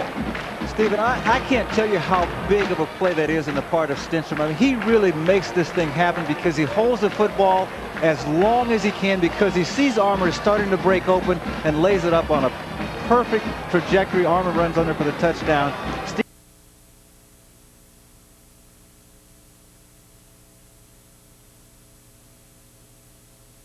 Down. The records show it. Stenstrom's best game as a collegian, 27 of 38, 351 yards and 4 touchdown passes. You're seeing Westbrook back deep, and Armour, his best game as well, 8 catches, 137 yards and 3 touchdowns. Walsh can run an offense. Michael Westbrook from the Westbrook is down at the 13-yard line. Holy smokes, their special teams have really been outstanding, and Mills has done a number to hang it up there and allow the red jerseys to get down and slow down the Colorado return men. Steve, I said 3-4 minutes ago that this football game is not over. The special teams, they do their job. The fans are starting to get into it. Now the defense has to slow down Colorado. 3 minutes ago, just slow them down, force them to give you the football back with a chance. That's all you need is you just need a chance. Stanford has 2 timeouts remaining. Colorado has 2 timeouts remaining. Stewart to throw. The catch is made by Johnson. What a catch. They say it's incomplete now. The side judge came over and said no, he did not make the catch. So it's 2nd and 10. Colorado feeling they almost had a gimme situation because Stanford is playing so far back in pass coverage. That was really just a poorly thrown ball on the part of Stewart. If I'm the Stanford defense, I would rather have Stewart throwing the football than running it. Let's see what he does now. He's got Warren as his running back. Let's see if he goes back to the option. Yes, he will. They turn him in. And Stewart is out near the 18-19 yard line. Coy Gibbs in the tackle. They must get just near the 24 for a first down. 3:07 remain. So another critical third down play for the Stanford defense. Watch the outside linebacker, number 54. You saw him stay with the running back and force the quarterback, Kordell Stewart, to keep the football. The fans are getting into it. Stanford defense needs a big play here. He's going to throw. Oh, incomplete. Colorado must punt it away. How about this?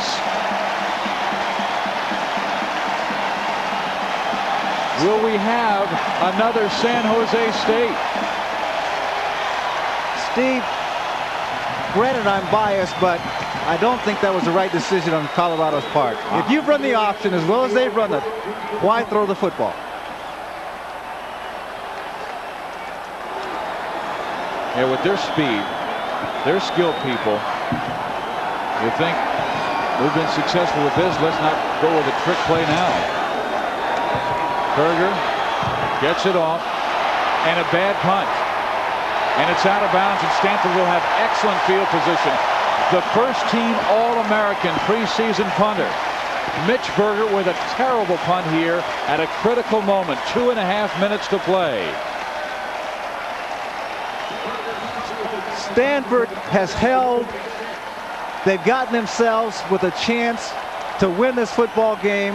And I mean, they have played their hearts out.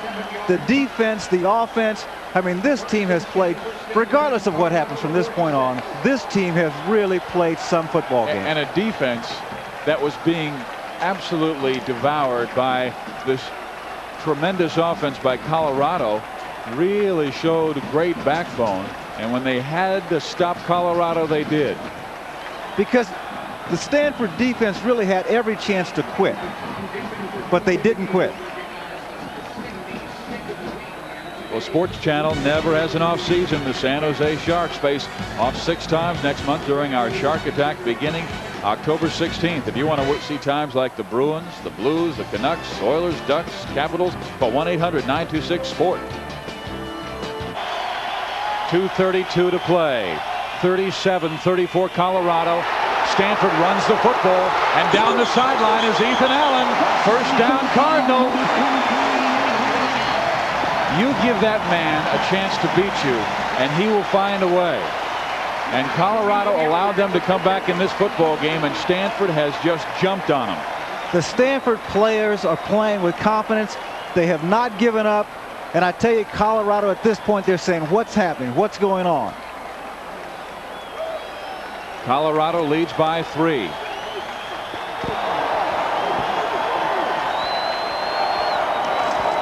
Roberts gets the ball. He is past the 25-yard line. A flag will go down. Let's see the call here as Ellery Roberts smashed forward to the 23-yard line. And every time Colorado thinks run or thinks pass, Stanford has gone with the run. We might have a hold here. I think they were looking in the area of Tony Cline, the tight end. But Steve, the thing about this is all 4-down situation. Yeah. As far as I'm concerned. I mean, 2:23 to go. This is 4-down situation. On the offense, 10 yards in the spot of the foul. Repeat, first down. So they'll mark the football back to the 36-yard line where it will be first down and about 18 yards to go. And in some respects, it's not so bad if you can keep moving the ball because you can run the clock down. If Stanford can score here with Colorado with not much time on the clock, I mean, that's a perfect scenario. David Shaw goes in motion. Stenstrom back to throw. He has his man Roberts. 25-yard line. He's to the 20.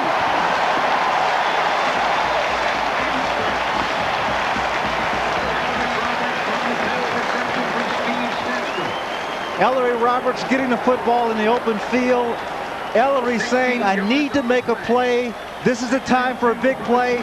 Watch this. Takes the football and delivers a blow. delivers the blow. Look at that. He gained another 4 yards. But this is what it takes. Players have to step up. When the time comes to make plays, good players make the plays. Inside of 1:30 to go. They try the middle, and they smash forward to about the 19-yard line. Ethan Allen on the carry. They must get to the 18 for a first down. Clock winding down, inside 1:10 to play. What a comeback by the Cardinal, down 10 points with inside of 5 minutes to go. Stenstrom gets the great, tremendous throw to Justin Armour to pull them within 3. Then the defensive stand to hold them, and now they have the football, 3rd down and 2.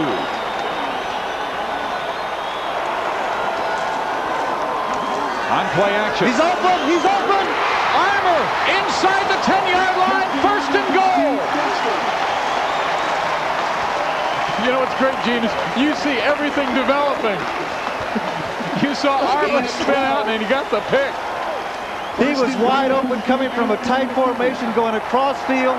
This combination has been fantastic all game long. This could be one of the greatest comebacks ever. 32 seconds.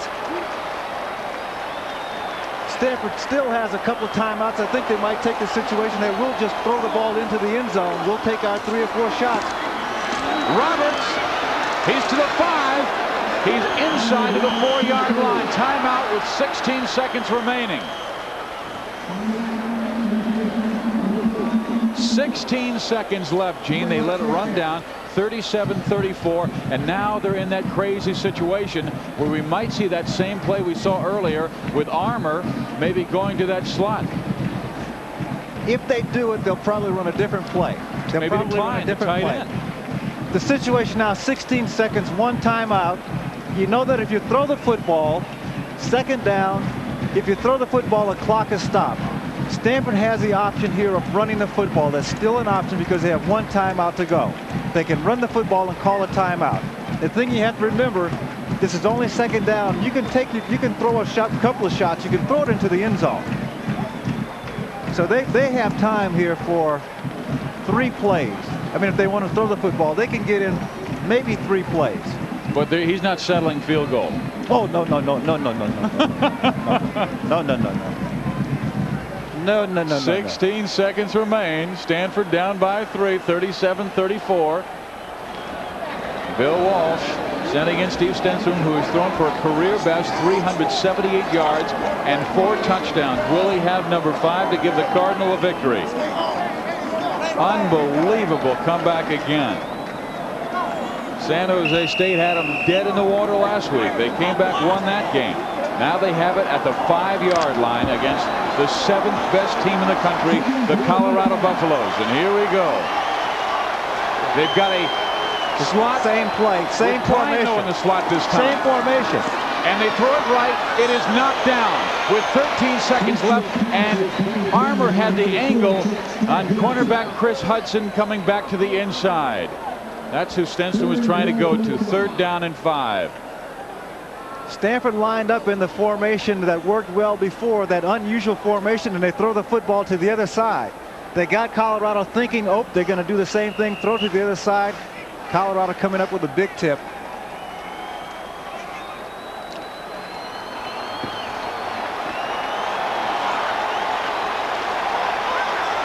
Heavy load, right side.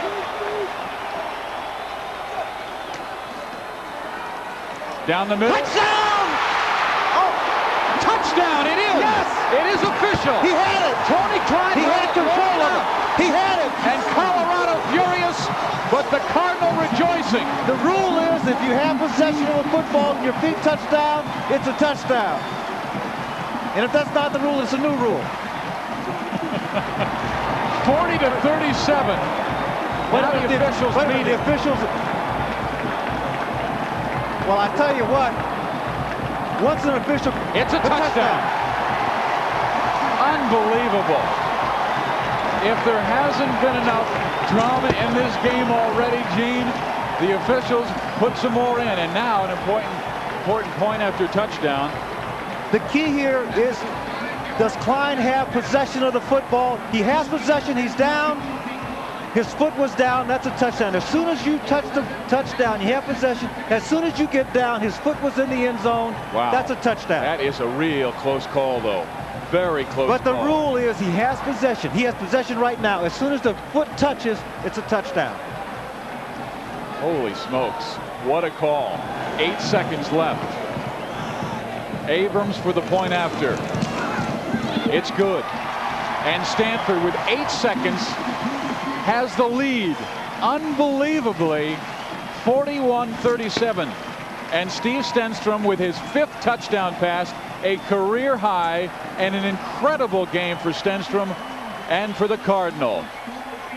Steve, this to me is the best game that Steve Stenstrom has played because he came back from some very tough situations. I mean, his heart is the size of a basketball. It has to be. The key here, Cline has control. Now the key is, look at his right foot, it's on the ground. That's the key. His foot, as soon as that foot hits the ground, it's touchdown. So upon further review, Gene Washington says it's a score for Stanford. Control, as soon as any part of your body touches the ground, when you have control, it's it. That's a touchdown. Watch his right toe. See, the right toe was on the ground. I think if there was instant replay, they might change it, though. No. I'm glad they don't have instant replay. 30-42 for Stenstrom. 30 completions, 42 passes thrown, 383 yards, 5 touchdowns, 2 interceptions. What an evening. But the thing, Stenstrom. Okay, now we have 8 seconds to go. You obviously don't want to kick the ball to one of these dangerous return men and let him run the ball back for a touchdown. Yeah. So now the Cardinal was beaten once on a wild play to end it. I think it came in a big game. We don't want any more trombones.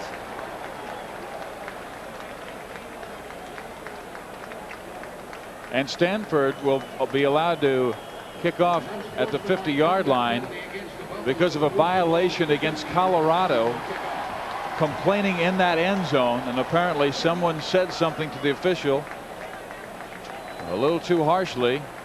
So let's see how Mills handles this. I'm not sure if he is going to send it. Would you send it completely through and make them throw the ball down the field? I would. I'd just kick it out, put my defensive backs about 50 yards back there and make anything happen, make it happen in front of him. Let's see if they go with the squib kick. Well, if you squib it to the sideline. Don't let one of those running backs have both sides of the field to run to. They will squib it. And will be taken by Westbrook at the 10. And he is out to the 30 and down at the 32-yard line. Time called with 3 seconds left. Well, let's check out. Let's get a wide shot of the Stanford defense. We may need a wide shot because Kevin Garnett may be in the end zone. They will be so far back because the only way. Now, there are a couple of things that you have to be concerned about. You get a couple of guys way back there so you don't throw the ball over your head. You have to get some intermediate guys so that if they throw the ball underneath, they can try to run them down. There you go. You got your defensive backs a good 30 yards off the line of scrimmage. I mean, they don't care how many yards. Colorado's going to throw the ball in an intermediate zone and try to have somebody break a tackle. Kordell Stewart. There he is, coming across the field. He's throwing it as far as he can. And it will be incomplete. Stanford has won 41-37 over the 7th-rated team in the nation, the Colorado Buffaloes. Unbelievable. Unbelievable.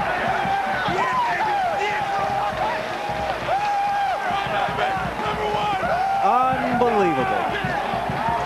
And Steve, I don't know why I said it when Stanford was down by 10 points. I don't know why I said it, but something said they're still in this football game. I mean, Justin Armour, Stenstrom, the guys in the defense, I mean, they just played their hearts out. Gene, you know what kind of, I think, made it leak into the possibilities was Azu Granardo on the punt, completing it and going, hey, something wild and weird's going to. And it sure did, and Stanford with an incredible